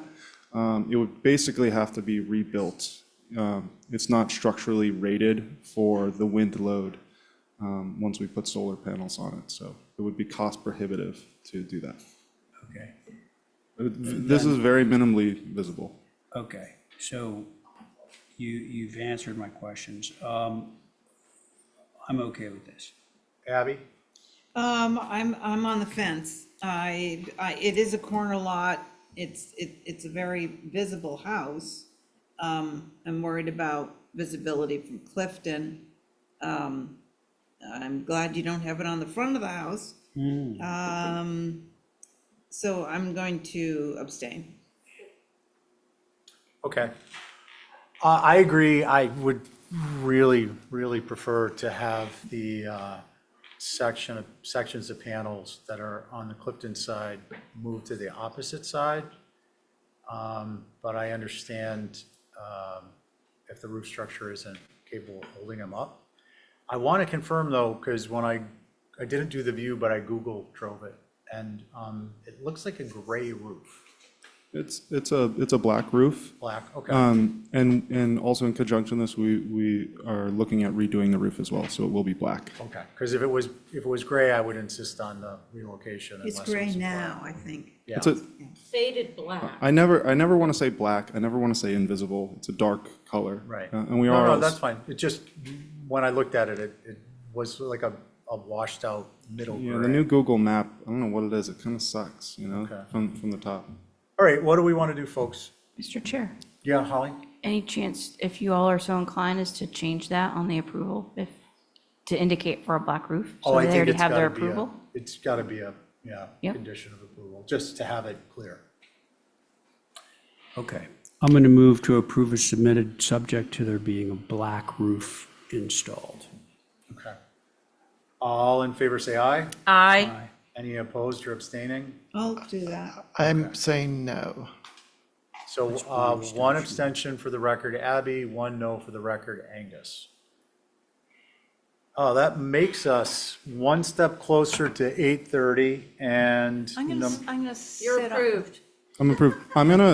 And just one last thing, I'm gonna walk out, but 26 Warren's Landing, it's like in the middle of nowhere. So if you have any questions, I'll take it up with you next week, but I do have to run to my next thing. I must have the different agenda. Oh, yeah. Okay, 7-bedroom, I'll take that then. Okay, so we're going to jump first to 7 Clifford, Pool Hardscape. I'm gonna sit off for Is a Reed here? while. Abby's off. So it's Abby, Angus, Ray, myself, not Abby, Not Abby. Val, and where were we? Joe didn't, it'll be Connie, then Joe, because you didn't get a true bite at the last apple, and then Carrie in successive for the next 3. Okay, Reed, welcome to the HTC. Everyone hear me? Yes. Great. Good evening also. I will keep this very brief. This evening, we are looking for approval for a pool surrounding patio and minimally applied pavers to this property. The pool itself is 16 by 40 feet wide, and it's inscribed within the bounding box, if you will, of the L of the building form, screening it from the paper road to the north of the property and Clifford Street to the west. Additionally, to the west of the property, at the time of this application submission, did not have confirmation, but the high hedge that currently lines Clifford Street is going to be relocated along the edge of the property line adjacent to Clifford Street to minimize any opening needed for driveway access. The cabana that's currently on the plan is noted as not a part of this application nor approved yet. And with that, those are my comments, and I look forward to hearing yours. Thank you. Excellent. Very appreciate your presentation. Who would like to go? Concerns? Yeah. I don't necessarily have concerns with this, but it would have been nice to have some photos. Because the house is there, right, Reed? No, it is not. The Oh, house it's is not a new yet. construction that's no longer there. Okay, Or and it's not then there yet, sorry. my other question was, there was something circled on an elevation. Right, so at the time of this submission, I had submitted a staff approval set, which is what you're seeing, and did not yet Okay. have the full set. So that's why it has the sort of Okay. language of the revisions. Thank you. I thought maybe it was getting integrated with this. Thank you for the clarification. Okay, and just Reed, to clarify, the visibility on the pool, The visibility, I would say, is absolutely non-existent, given the height of the hedge lining Clifford Street that we will now be retaining, and the sort of screening of the building itself. okay. With that said, are there any concerns? Is there a motion? Pool cover, yes. Pardon me? Automatic pool cover. Is there an automatic pool cover, Reed, because there's no fence? Yeah, we will have an auto cover towards the western portion of the pool. Okay, great, thank you. Let's see, what would you like to do? Motion to approve is submitted All in favor, say aye. with the pool caveat, of course. Not visible time of Yeah. inspection or thereafter. Yeah. Okay. All in favor, say aye. Aye. Any opposed? Carries unanimously.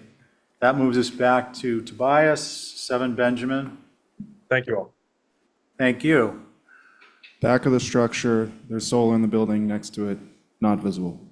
Okay, this will be a regular board except for Abby, and it will be Joseph. We have to really limit the amount of time Tobias spends, going through the project. Yeah. Got to put the He's- time he's clock. very long-winded. Okay.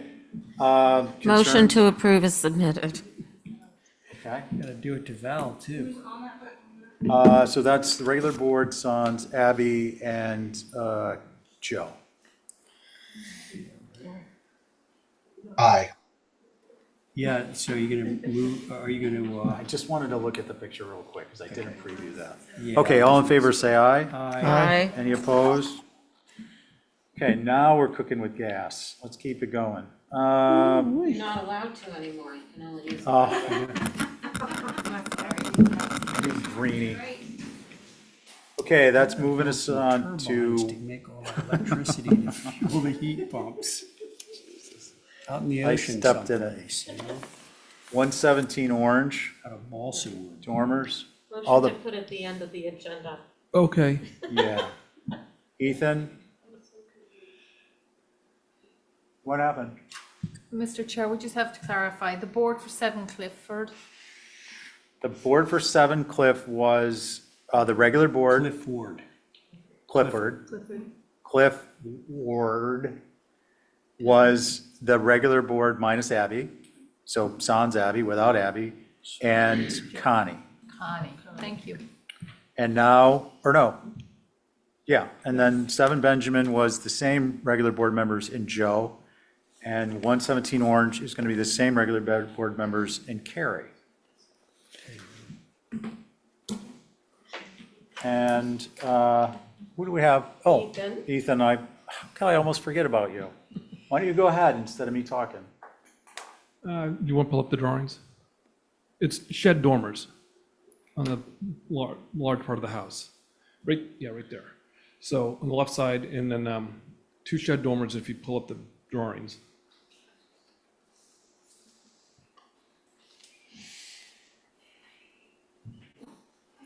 Yeah, go to the next one, that one. So see the little small window on the first floor and the little 1-story piece? That window, we're copying those windows up in the shed dormer to provide more headroom because you hit your head all over the place up there. John McLaughlin's old house. John McLaughlin's old house. All right, anything else? That's it. Okay. Holly? Thank you, Mr. Chair. So this is I think originally an 1850s structure. Before it was Mr. McLaughlin's house, it was the Backus's. My husband's great-grandparents, I think, grandparents. So this, obviously, and then in my time growing up, it was the video store. Right? So this structure has evolved from residential use to commercial use. You have seen some changes to the structure over time, bless you. While I understand the need to add additional space on above, I don't believe, while I believe that the dormers are set off on the sides, as Building Nantucket Mine recommends, I'm not sure about the ridge. It's I 1 don't- foot off the ridge. Oh, it is Like 1 it's- foot off It's the supposed to ridge. be. Thank you. I'm I'm not sure it's appropriate for the 3-bay main block of this structure. It's there's something about it that's a little off. So those are my comments. Thank you. Thank you, Holly. Who would like to begin? Oh, Mickey, do you guys have anything to add? Yeah, just basically kind of agreeing with Holly. We didn't have a big concern about the dormers, but maybe a little less shingle area, mostly windows, more window than shingle area. So that's it. Thank you. Okay, thank you. Ray? I'm with Mickey. Ray's with Mickey. Dormer's good, just more glazing. That's the way dormers are. Val? I actually thought they were nice the way they were because they're kind of plain. Okay. Let's see. Harry? Yeah, I think the gable end windows are an indicator that a dormer is okay on this little building. Yeah, Yes. just that they're full size. I Angus? share the same concerns that Holly has expressed. The original design, only shows the head height like in the gable end. So, whether it was like bunks for kids or storage, but to put room dormers, which is really what these are, to create headspace for rooms in what would otherwise be a uninterrupted roof plane, I don't think meets the guidelines.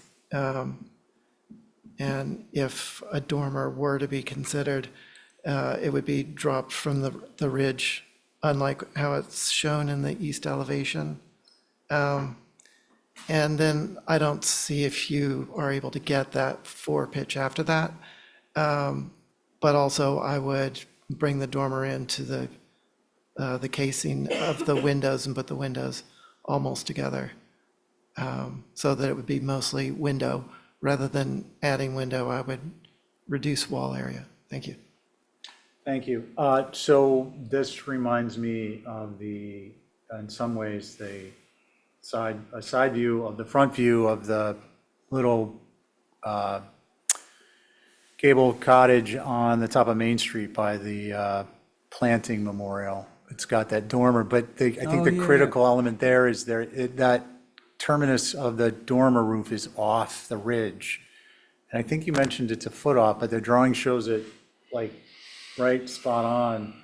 So I don't know if that means, Ethan, that it's a drafting error, or if it means you need to go with, I don't know, No, it much can co- slimmer rafters. No, it can come off. It's just the line weights when looking at PDFs on the screen. I can bring it down even more if you want, or put a dimension mark on there. If it's really a foot down. Well, yeah, but I mean, I just want to be clear because it's drawn terminating at the ridge. I can fix it on the Okay, drawing. so just to be clear. And then the other thing I just wanted to check, is that break, the gable end fascia, actually that dimension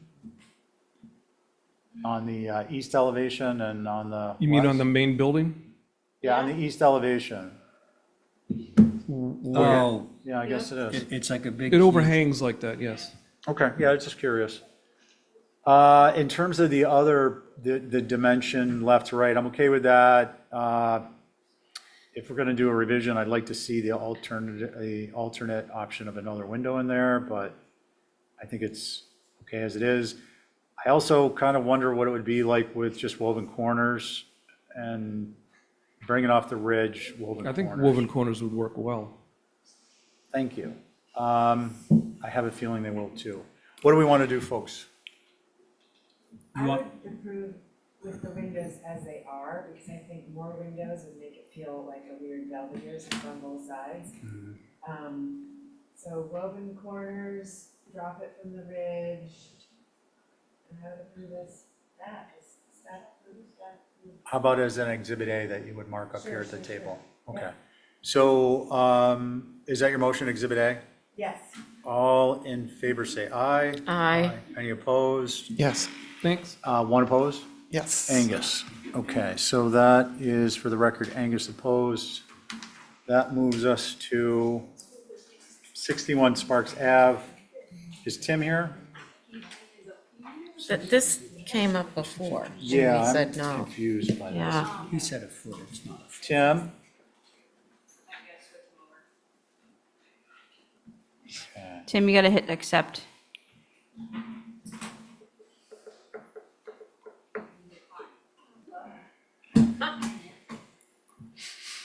Tim, hit the accept button, not the decline button.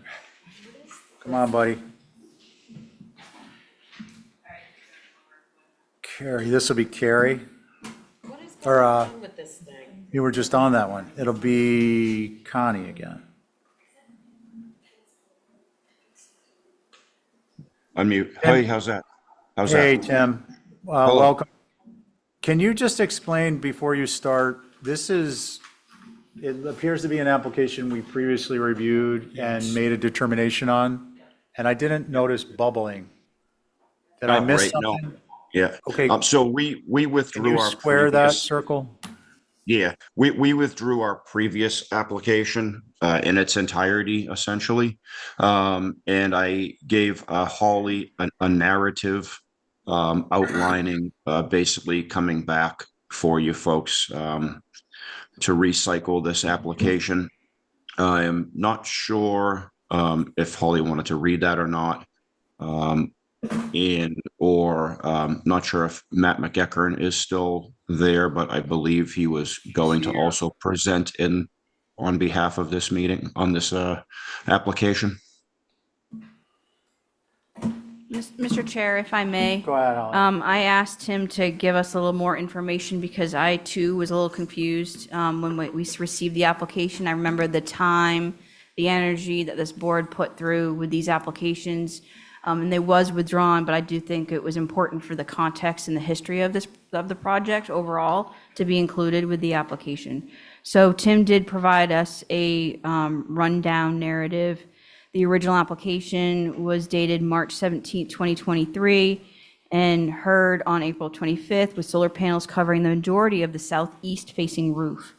The layout of this application was not looked upon favorably due to the stepped layout in the valleys and the visibility when traveling northwest on Sparks Ave. We were asked to revise the layout of the solar panels and option of installing the solar panels on the east side of the roof facing Pleasant Street was floated. We revised, resubmitted, and the application, it was heard on May 16, 2023. During this meeting, discussion was had, and the board members were not in favor of the two options that were presented. Option A had less panels on the front, which is the southeast-facing roof, and option B was the solar panels on multiple roofs facing east towards Pleasant Street. Mr. Welch made the suggestion that the solar panels could be installed on the north side of the roof. Seeing this as our last option, Tim decided to accept the motion, and the application was approved as such. This was presented to the Boys and Girls Club board directors, and to date, the project has been put on hold and not been constructed. And that's when I made the request, when he submitted the application, to withdraw this entirety. Oh, sorry, he made the request to me to withdraw this in entirety. So subsequently, they have submitted this new application before you, and that's where we're at today. So hopefully, all that information in the application, as well as that narrative, helps. Thanks, Holly. So, let's see, who would like to begin? Well, I'll go. Val. It's exactly what was submitted before that we painstakingly went through Yeah. processes to change, so I haven't changed my mind. It's the main roof of entering this building. I think at one point, we gave him the option of moving it to the opposite roof, Yes. and that, he didn't want to do that, and then the subsequent decisions on all the other roofs, but, yeah, I haven't changed my mind. So I want to take a step back. I apologize, I didn't have my nap and a glass of wine and a hammock before the meeting, so a little tired. But I mean, the option we have is here is just to refer back to the prior minutes and proceedings, and that's, like, we spent a lot of time on this, and I have no interest, and it isn't required of us to go back through each of those steps. So I want to point that out. I don't intend to be dismissive of the intentions of the applicant or the applicant's agent. That's not what I'm doing. But if we reheard every application that we turned down, we would be here for a very long time. So I think it's incumbent upon, Matt, I'll give you a minute. I'll give you 30 seconds in a minute.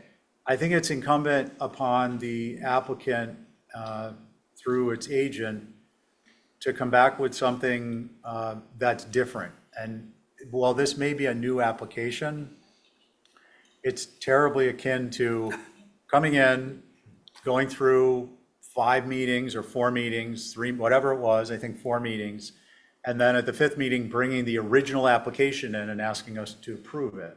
It doesn't really, it's not a 1 + 1 = 2 type of a scenario. So I think we need to consider that before we proceed. Matt, did you want to comment? I just wanted to say, that I'm a club supporter. My kids went there. I've been a volunteer with the club for 11 years and been on the Building and Grounds Committee. So coming into this a little bit late, but just getting a little bit of background here, I think it's probably worth, I think you summed it up pretty accurately. Just to recap, there are options for panels on this building, but it's really just in this configuration that's the biggest issue. I guess that's just my question. Yeah, and I don't normally do this, but I'm going to speak for the board. I think I can summarize this fairly well. The primary concern with the presentation on the southeast is that, as opposed to the southwest, or I should say the northwest, is that although you can see both of them from Pleasant Street, on the southeast, the primary entryway and the viewpoint is from the southeast viewing the front entry. So it takes on an added significance in a detrimental way to have the panels where they're proposed, which is why we labored over other locations, including stratified across the northeast on the small dormers and on the northwest and so on and so forth. So it seems that unless there is a move to the northwest, or there's a linear configuration along one set of the property line as a ground array, because we know the benefit of this use of this land. Yeah. It's not like you can just put this out in the middle of the fields. Flag football would be destroyed. Right. That would be a problem. Yep, big problem. To hell with the wind turbines falling apart. So, Matt, I think that kind of accurately sums it up. Just in the interest of time, if I could ask to review the application with the agent. We also have Jamie Foster here as the executive director. If I could review it, come up with some strategies, and then is it possible to have it track to come back before you with a revised submission? We'll hear it next Tuesday if you get the stuff in. I have a Thursday. suggestion. Yes. Al? How about, like, you have a lot of cars, you have to park a carport or something and put it on that. Not like the things near fairgrounds, those. I was going to say, through you, Mr. Chair. go ahead, Matt. Those can be useful. The only problem is the required stabilization to prevent uplift translates into those fairly significant posts. But I think if I could talk with the team and come up with some alternative solution, I'll probably review all the previous applications too. Okay, yeah. Get it in by deadline, we'll hear it the next meeting. Okay, I think thank you. that's fair. No, I appreciate Revisions. Can I have a comment first from the public? There is a motion on the floor, but we'll let you comment. I've been involved with the Boys and Girls Club now 40 years, because Aaron's 47 now. Wow. And I've had 8 kids go through there. I'm a big supporter of it, but I was also sat on the HDC when we've done other large arrays on big buildings, especially one with this much a need for electricity and heat, because that's on top of the gym. And when we did the ice rink, that has a roof very similar to this. It's long, and you can see the panels from Surfside Road. You can certainly see them from Bacchus Lane, and you can see them from the access road that goes behind the elementary school to the ice rink. So you can see it from multiple locations. Because of the size of the building, the use of the building for the youth and recreation, we didn't care if you could see them from Surfside Road, because it was a building that would be conducive to having solar panels. Unfortunately, unlike the schools, which have solar panels in them, on top of them, they're flat roofed. And some of them are inset, so they're harder to see. But there are other large structures. I've done a survey of all of them because of other solar arrays I've had to deal with. They're visible. And it depends on the type of structure, what the structure is used for, et cetera, et cetera. So I think this would be an appropriate building to actually have them on in Mid-Island on the gym, which is the newest part of the building. Thank you. Thanks, Linda. You make an important distinction about this type of structures, and the example you give about the ice rink is a metal roof, and it's a much less prominent location. Definitely. And I believe that discussion came up, that point came up in the prior hearings, and if it didn't, it certainly would have come up in that regard. So I think we're back to where we were, and I don't think our position's been swayed. We would, I think, like to move this along for you, but we need to get something that's workable. So Thursday at noon this week or Thursday at noon the next week. I want to take this opportunity to point out that August 5th will be reverting to a true old business, new business alternative schedule. Need that now. I thought you were going to say you're going to bring back Thursday meetings to catch up. Yeah, no. Just for a little bit. The just for a few minutes. punishment. So just keep that in mind. Okay. So, Thank you all. if it's getting it in one day versus having to wait another 2 weeks because of the restarting the alternating schedule, you need to be aware of that. Okay. Okay, Thank you. thank you, Matt. Appreciate it. Nice to meet Thanks, you. Matt. Thanks, Tim. Thank you. You're the There cocktail that was a got, motion from somebody to hold. yeah. Oh, hold on, everyone. The board was regular board members except for Abby and Connie. And Val's was the motion. All in favor, say aye. Aye. Any opposed? Okay, great. Thank you, everyone. So that brings us to 8 C Street. 1, 2, 3. Ben? Oh, Let's see. We've got one. You were here for Kite Hill? At this point, I think I can say with some certainty, we won't get to it tonight. We appreciate you waiting, but you're welcome to stay, but we won't get to that tonight. And if for some reason it comes up and you leave, we'll hold it. Okay, so you all also know, you're welcome to stay, but we won't get to it this evening, either of those 2 applications. You're closer to it next time. Okay? All right. All right, 6 C Street, new storage barn. Ben? Good evening, everybody. Sorry I couldn't be there in person tonight, but here I am digitally. So tonight we're looking at a new storage barn at 8 C Street. This picture is very helpful to illustrate where it's going. So on 8 C Street exists a tiny little cottage, and then a garage apartment, essentially, in the very far back of the property. And then in front of that is where we're proposing this barn structure. Not that it's under your purview, but this is all owned independently to the person who owns 15 North Water Street. So this barn will be associated with that historic home, and landscaping will flow into that barn. So, the concept is that there was a historic home obviously a historic home, that home had a barn associated with it, and it happens to be located here in this gravel location. But that's sort of the large scope of the property is to create this barn-like structure.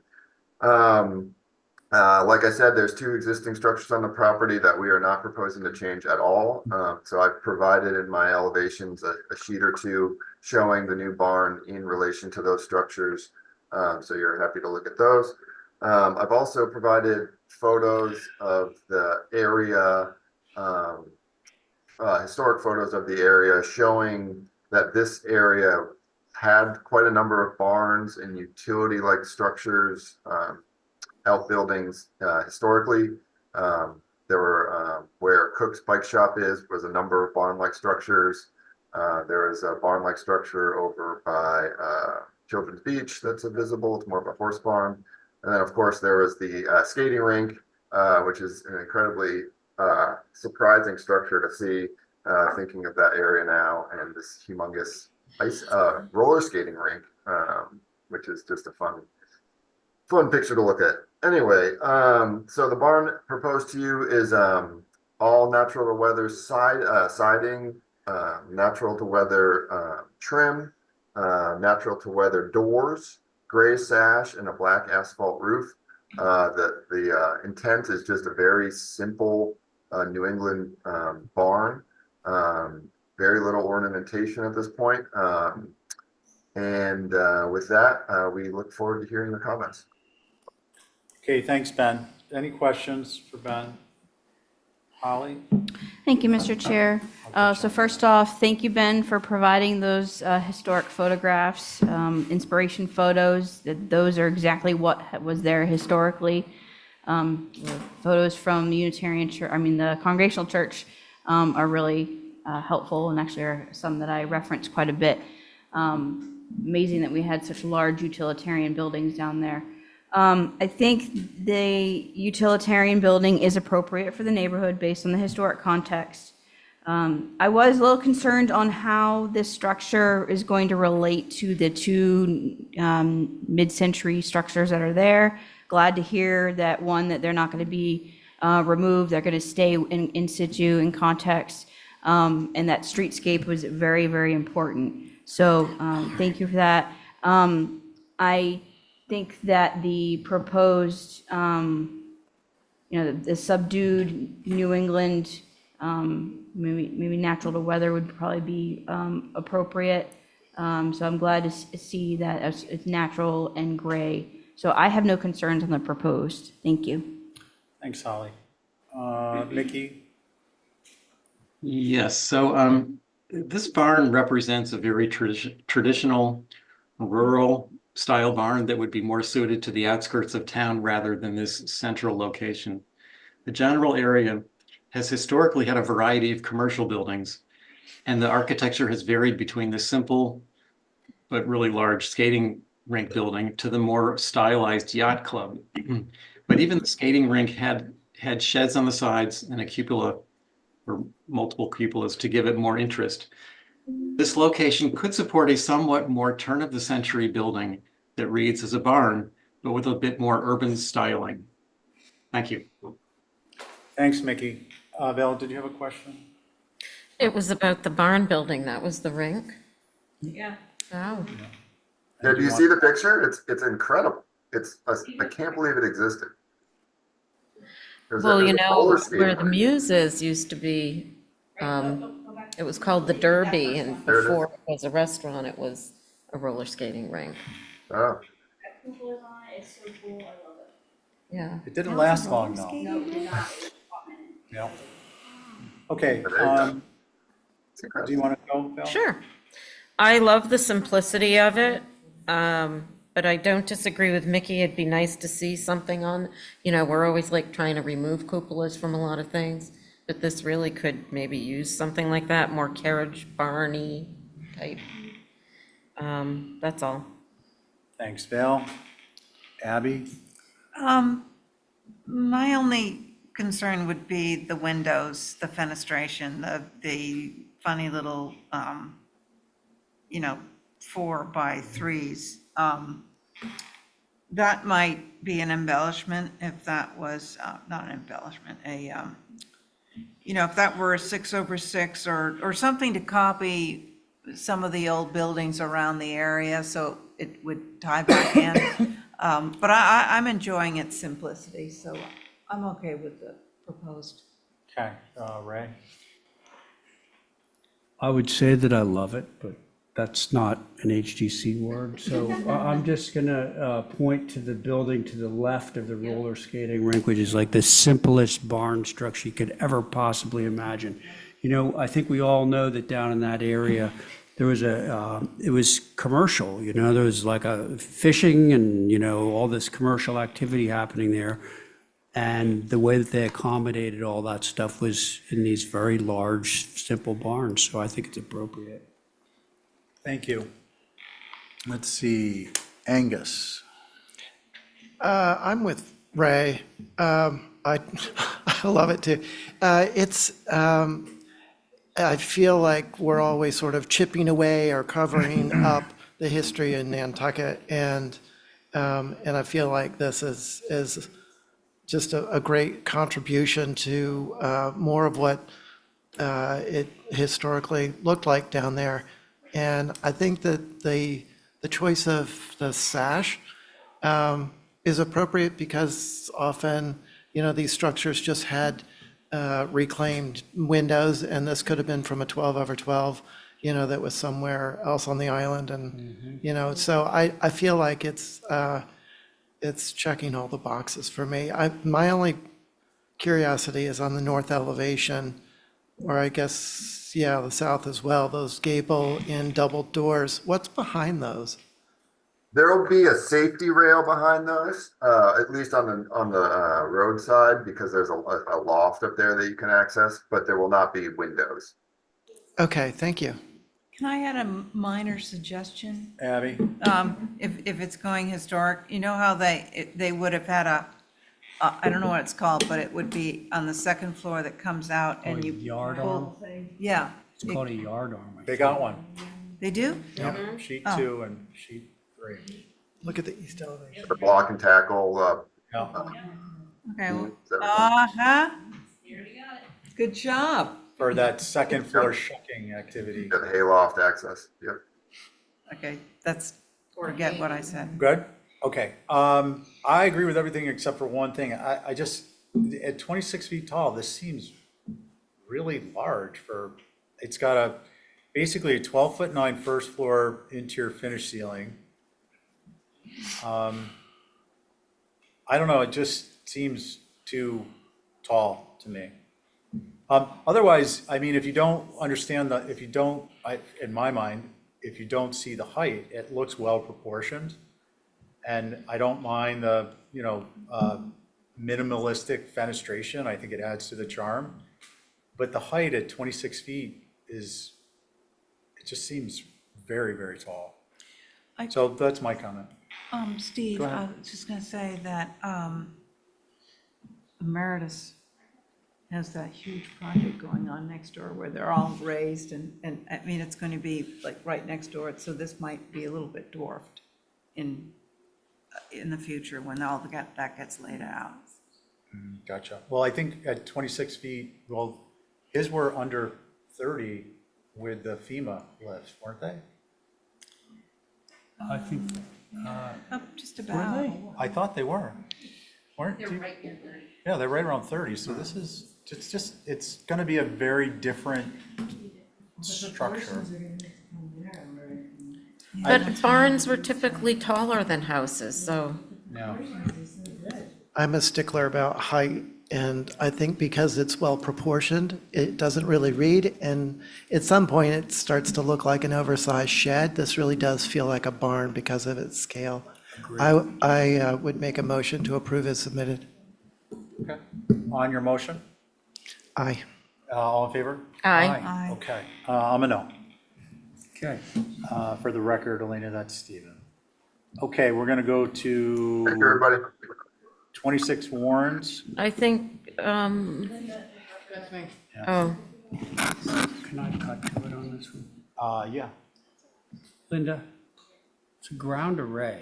Ground On the array, back of the site. 550 feet off the road, and I did all the other structures, and you couldn't see them either. So, you know, I don't know about you guys, but I think this is a pretty easy approval. okay, go. I wonder, before you go, I wonder if Yeah, someone is go. leaving these in just to give us a sense of accomplishment when they could be consentable. Yeah, okay, let's go. It's 8 o'clock, like- let's move. All right. I'm Back to Ray. I'm gonna move to approve this one. It's not gonna be visible, folks. It's a ground array. It's something that we're always, you know, in favor of. Aye. Was that a unanimous aye? Okay, all in favor, say aye, and it's Aye. regular Aye. board. Thank you. Now, can I take a tea break? Yeah. Next to it. Bio break. Thank you. So we're back to Ben, 20 Ocean Ave, and the board will be Abby, Angus, myself, Val, and Tutu Joe.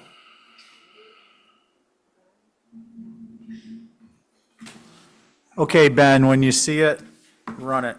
Great. So this project is located at 20 Ocean Ave. And for anybody who's not familiar with that, that's the property directly next to the Summer House Pool location in Sconset. So the house is actually located at the bottom of a very large bank that drops down to the ocean, to the beach. And the first floor elevation of this home is at the bottom of that bank. The second floor elevation is probably about 3 feet below the road surface.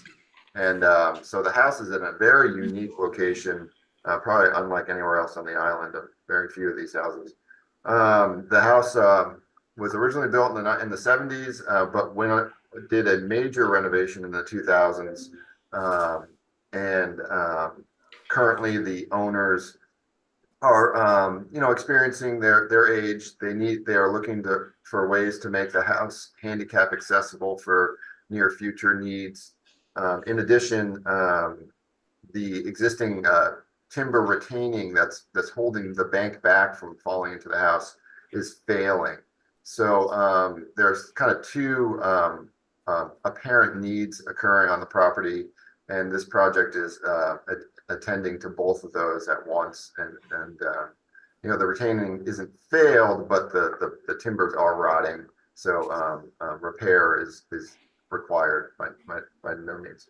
So the main house, it's a gable, a hip form main structure, and we're proposing to bump that towards the road and into the bank about 5.5 feet, and that and then continuing that hip form, so you'll be able to see that in the elevations, and tying the new foundation of this addition to act as retainage too, so that we can bring a ramp around let's see, north of the Ben, property.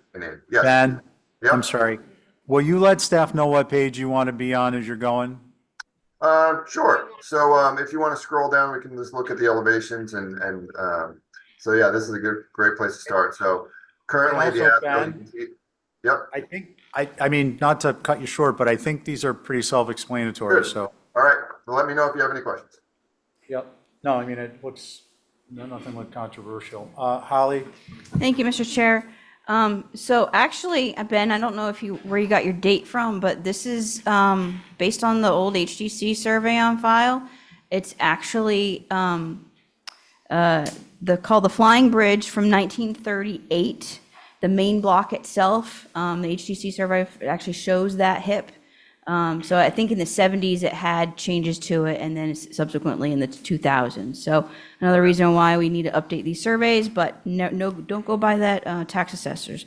I don't have any concerns with this. I think what is being proposed is appropriate, and maintenance and adding on the additional square footage doesn't really change the character defining feature. So those are my comments. Thank you. Thank you. Ben, I have a question before we go to Mickey. On the south elevation proposed, is the double horizontal line on the left side facing the drawing meant to denote a bridge? No, that's a retaining wall and you actually see the face of it. So as I've infilled where you cut a section, where you see it, that's actually retainage that's being presented in the landscape plan. Okay, thank you. Let's see. Could I start, because I have a question? Yes, please. Statement. Why is, you're changing the top of the roof, like, right now it's a wider sort of hip, and it's going more conical shaped. Why is that happening? So because it's not a perfect square and a pyramid, it's longer than it is wide. But now I'm adding to the width, so the point that the ridge gets shorter because of the geometry of the hip. That's the best way I can describe it. So there's no way to keep the existing shape of the roof now? With the No, square? because I'm increasing the width, it's getting closer to a pyramid, even though it's not a pyramid, but it's, yeah, I'm Okay, unfortunately, thank no. you. Thanks, Ben. Yep. I'm happy to follow. Comments? Abby? Concerns? Well, no, it's just that I like the older shape of the roof. I think it's more sort of historically correct, and this looks a little odd, that's all. Okay, thank you. Let's see, Val. I actually think it's a pretty sensitive addition / alteration, given the circumstance of where the house is. Oh, I don't have my thing on, sorry. I'm okay with it. Okay, thanks. Joe? Yeah, I think the addition on some level absorbs the existing mass of the building and it's not additive, but I actually think that it works because you're maintaining the existing roof pitches and there's enough single story additive massing that is remaining that I think this approach is appropriate. Thank you. Angus? I'm happy with the addition. I feel like the character defining elements stay intact. My concern is I think the same as Abby's, and that the roof is changing in a way that I'm not sure is really necessary. I think that you could probably still keep it the existing height and just wrap it so that there would be like a flat spot that would be invisible on the top. Okay, thank you. Thank you. So I was going to agree with everything Angus said, but that last part, if you flat roof that, you're going to see it from the higher elevation. And I think that's going to be atypical. I agree with the comments he made that were similar to Joe's. And I think that it actually brings, like, if you look at the south elevation, it brings the primary structure, it brings the secondary elements better into balance with the primary structure. So I'm good with this. I just have a question for Ben, sorry. Yeah. Now look, so you don't need railing anymore? There will not be a bridge to access the second floor. It'll be through landscaping. Yeah. And Building code doesn't address railing for landscaping unless it's connected to the house. So could I make one more comment? Yeah. If you look at the photograph, the second photograph on sheet A, there's some length to that ridge, and to me, I mean, I've looked at this thousands of times because I lived on that street for 20 years across from this, that you walk down and look across and see this. And that horizontal, I think, plays with the horizontal of the cliff and the horizon. And you can see that the ridge is up above the Jeep height. So I don't know how high somebody's eyes are going to be, but I think it would be really hard for anyone to really tell, even up on Pochek, that that's flat. Thank you. Thanks. And I want to point out in the images too, can we go to A? Yeah, that's it. I mean, what is being proposed is dramatically similar to that detail, so I don't have a concern with it. Do we have a motion? Mr. Chair, may I add? Yeah. With your approval, I'm assuming, can we append the HDC information, data construction to be appropriate? Sure. Val, is that your motion? Yeah. Okay. Let's see. So it is again Abby, Angus, myself, Val, and Joe. It'll be a roll call. Abby, or Val, on your motion? Aye. Joe? Aye. Abby? I'm a no. Angus? I know. And I'm a yes. So that carries 3 in favor, 2 against. For the record, Angus and Abby, not quite a block yet. Okay, let us move to the cottage edition. So Same that was- board. Okay. Ben, kindly again walk us through. Great, so there's a small cottage on the property. It may also be dated or earlier than 1970, but I'm not exactly sure anymore.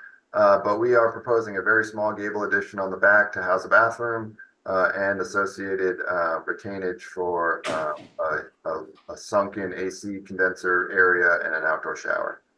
Thank you. Holly, any concerns? I have no concerns. I actually think that this actually does originally date to 1970. I didn't see an HDC survey on file otherwise. Thank you. Great, thanks. Does anyone have any concerns? I wish we had better pictures. But Did no. Ben say this was existing? Yeah. Yeah. So the Yeah, change- it's very hard to see from a public way. Yeah, I've never Okay. seen it. Are there any concerns? No. Okay, is there a motion? Motion to approve is submitted. All in, let's see, Joe's on this. Angus, on your motion? Aye. Abby? Aye. Val? Aye. Joe? Aye.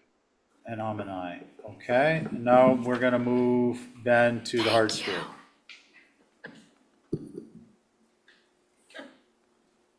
So like I described, the existing timbers are failing on the property. So it is now we are trying to work with creating new retainage and a new system to get from road to property. Margie Bart is our landscape designer. She's not here tonight, but I'll do my best to present her plan. So if you're looking at the site plan to the left of the page, is a bike shed that you guys approved through consent a number of weeks ago, and then there's a ramped, sloped walkway that will get you to the front door. So if you could scroll down, Sarah, whoever's running this. Oh no, scroll down next sheet, please. There you go. Yeah. So on the left side of the page, left side of the driveway is kind of a ramped slope to the sloped walkway to the front door. The existing parking remains existing, and then on the right is kind of, instead of using timbers as a retainage, we're going to do boulder walls so that planting can be interspaced in there, and that the steps are not pressure treated timbers but stone, so that it's a more of a serpentine staircase that gets down to the existing patio at the bottom. I don't know if Margie provided you with the railing fencing that we were proposing along some of the really tall retaining wall. Is that lower, next sheet down maybe? It's black wrought iron. That's the handrail on the walkway. Yep, there it is. Oh, then you can see that kind of wooden picket fence there on the picture. So there is some protection for people to not fall over retaining walls that are high. So with that, I look forward to hearing your feedback. Thank you. Holly? Thank you, Mr. Chair. My only concern really is the boulder walls. I think that's a kind of a different feature within a beach landscape, and I'm not too sure on its appropriateness. So those are my comments. Thank you. Thanks, Holly. Who has concerns? Oh my God. Right here. Here, right there. And that's what it. Abby, Angus, myself, Val, and Joe.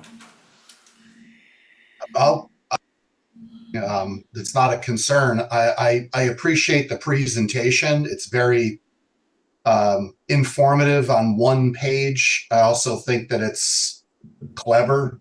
And I do think that the boulder wall would probably get absorbed by the plants, and it's replacing a timber wall now, which clearly isn't appropriate. So I'm okay with this. I think it's a smart solution to a complicated problem.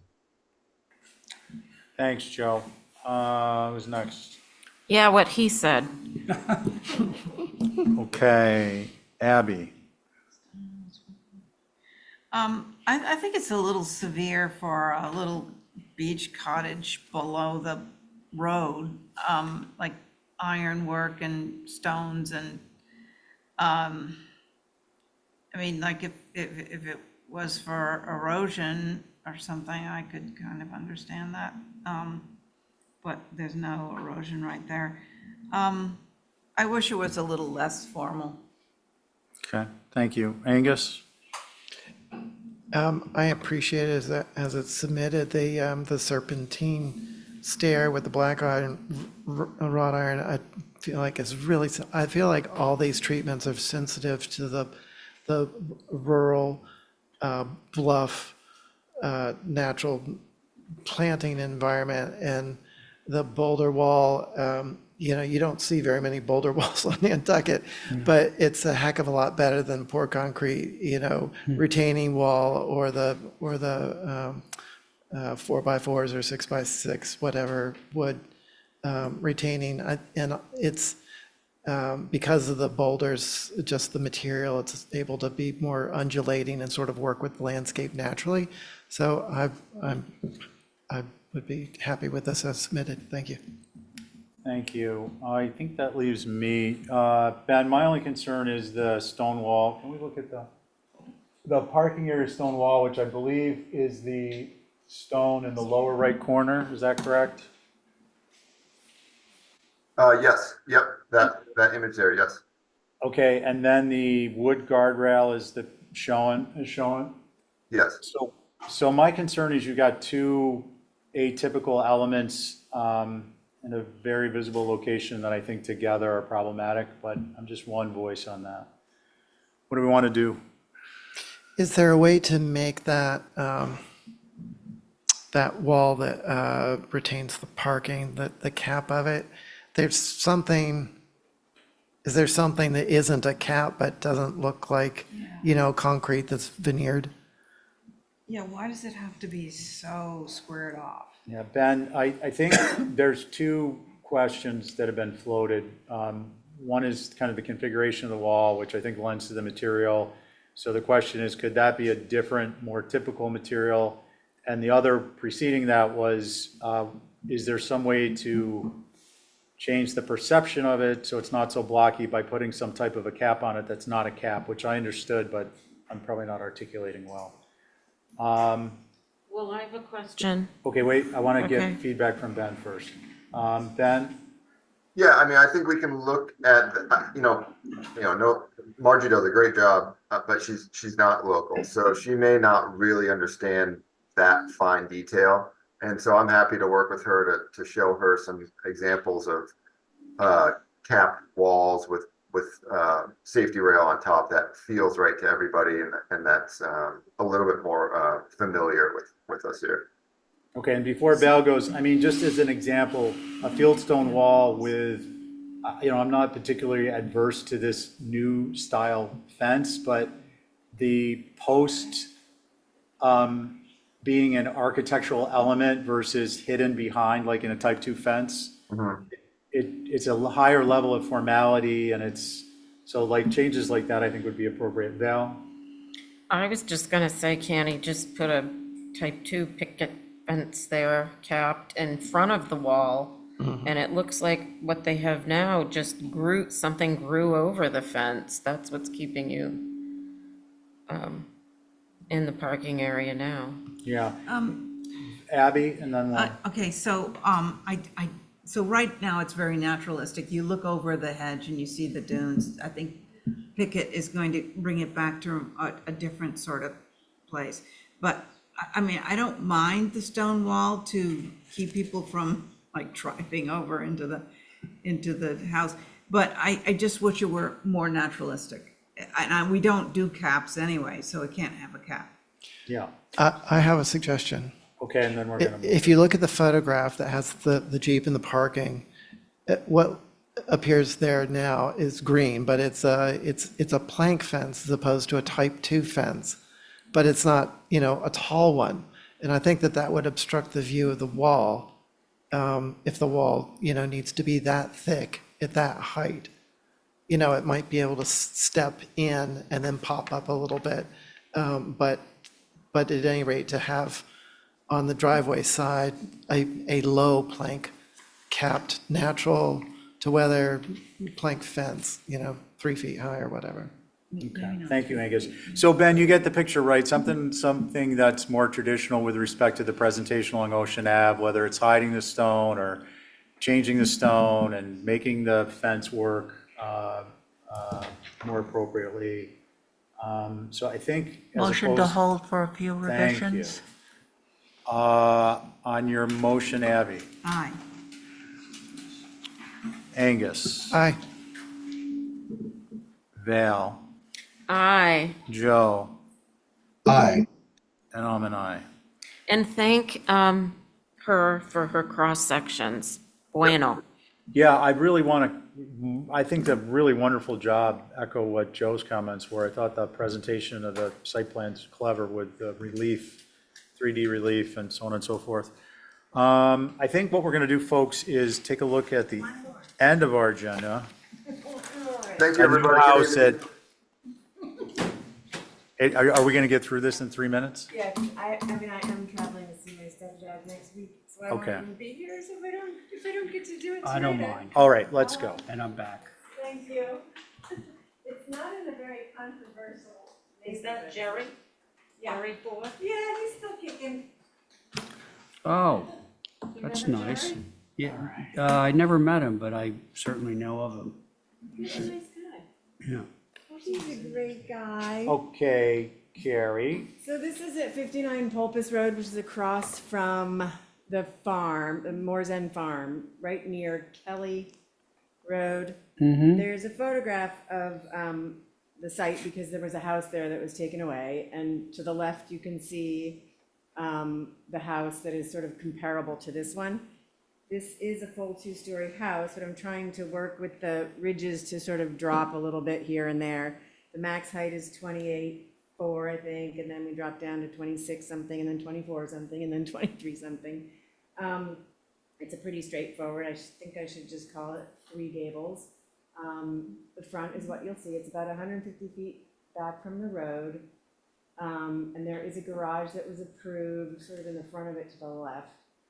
You can look at the site plan for the location just to see what it might, there it is. Sorry, it's a little fuzzy. And it's pretty straightforward, 9-pitch roof, a big old wraparound porch on the front to try to help ground it. I don't think the side elevations are that visible, but you'll see a 1-story mass sort of on the sides, and then the rear is sort of a mirror of the front. Anything else? No. Okay, thank you. So it is the regular board, Ray. The only thing that I even find remotely objectionable about this plan is the 2-story, rather vertical piece to the right of the front door gable, which is, same eave height.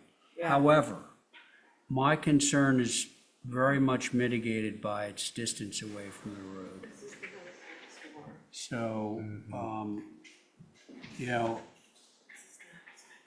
that's all I have to say about this, really. Thanks. Val? Aside from that little tweak that Ray just pointed out, I think it's appropriate. Thank you. Abby? I have the same. I would like to add a couple of feet to the rocket ship, and I'd be fine. Feet in width? Yeah. Yeah, to be able to get it less vertical. right. Yeah. Angus? I'm concerned about the same space and, whoa. Reverb. The void that is between the two right gables. There's no fenestration. I'm not sure exactly where and how, but it does sort of feel blank, and then the tower. I'd rather see, rather than, a third gable, maybe a shed or something happening on that other side that it feels too close and competes with the main gable, and I think making it larger compounds the problem. Thank you. Thanks, Angus. I think that leaves me. I'm actually fine with this. I agree with Abby. I think that, well, first of all, this is not dissimilar to many structures in that area. Right. Double gable forward, some type of a gable dormer or shed dormer. Fenestration in that blank space, given the two things. One, the distance from the street, and more importantly, I am completely adverse to faux windows. It absolutely drives me nuts, especially when they're in a closet and blocked off. I love them. So just cannot deal with it. So do you have room to widen that gable? I don't have much ground cover, Yeah, that's what I figured, but widen it, left to right to decrease, like, even if it was like 1.5 feet. yeah, and then to bring the eave line down. I would not support bringing the E-Glide down. I think we start to do that and it starts to look like a suburban The issue, America. It's gonna be competing if with I the may main one. interrupt, the issue is actually not its eve height, at least for me. It's the fact that its height in relation to its width. Yeah. So if the width is increased, it won't feel so vertical. And Carrie, if the width is increased to the left as opposed to both directions, You don't get that much additional ground coverage. yeah, Because it's it's only, swallowed up by the main And volume. the Yeah. porch will just, yeah. yeah, and you might even tie it in. Yeah. I don't have an issue personally with an Exhibit A, but I don't know what the board feels like, but why don't we get a sense of that so I'm we just can gonna do something. say parenthetically that Angus, that might take care of some of that space that you're talking Yeah. about between the two gables, if it goes Yep. in that direction. Yeah. So, Deeper closets. what do we think about adding 1.5 feet to the left side of that and just reshift in the center? Yeah. Would you be willing to work up an exhibit? Okay. So Ray's motion is to add 1.5 feet, I believe, to the left side and slide the center. Is that going to create a problem with the termination the of the porch. primary mass gable behind it? No. You know what I mean? If we slide that center? Can I suggest something? Yeah. Like, No, because what the- happens on the backside, it doesn't even matter. doesn't It, even it, matter. it's because the roofs are at the same height, you can do whatever you want on the front and the back does not need to follow. Fair enough. Can I speak as? Go ahead, Joe. What if you just bumped out the first floor of the gable like 2.5 feet and created a break in that vertical plane so you'd end up with a shed roof and you wouldn't have the verticality? Anyway, Love it. that's it. Well, then you got to extend the main roof to the right in order to have the shed roof dying into something. And that changes the nature of the addition to the furthest right. You know what I'm saying? So I think, I'm not adverse to the shed roof, but it's a much larger change. And again, this is, what, a couple hundred feet from the road? Yeah. So I think there's an Exhibit A motion on the floor, and it is, as was previously stated. On your motion, right? Let's see, Val, Aye. Abby, Aye. Angus. Aye. And I'm an aye. So that carries unanimously. And with that, we would like a John McLaughlin. Anyone? Motion to get out of here. All right. All in favor, say aye. Aye. Any opposed? Yeah, we didn't need to do roll call votes on the last one. We did, but you know, it gets confusing. Good night. Good night, Joe. Thank you.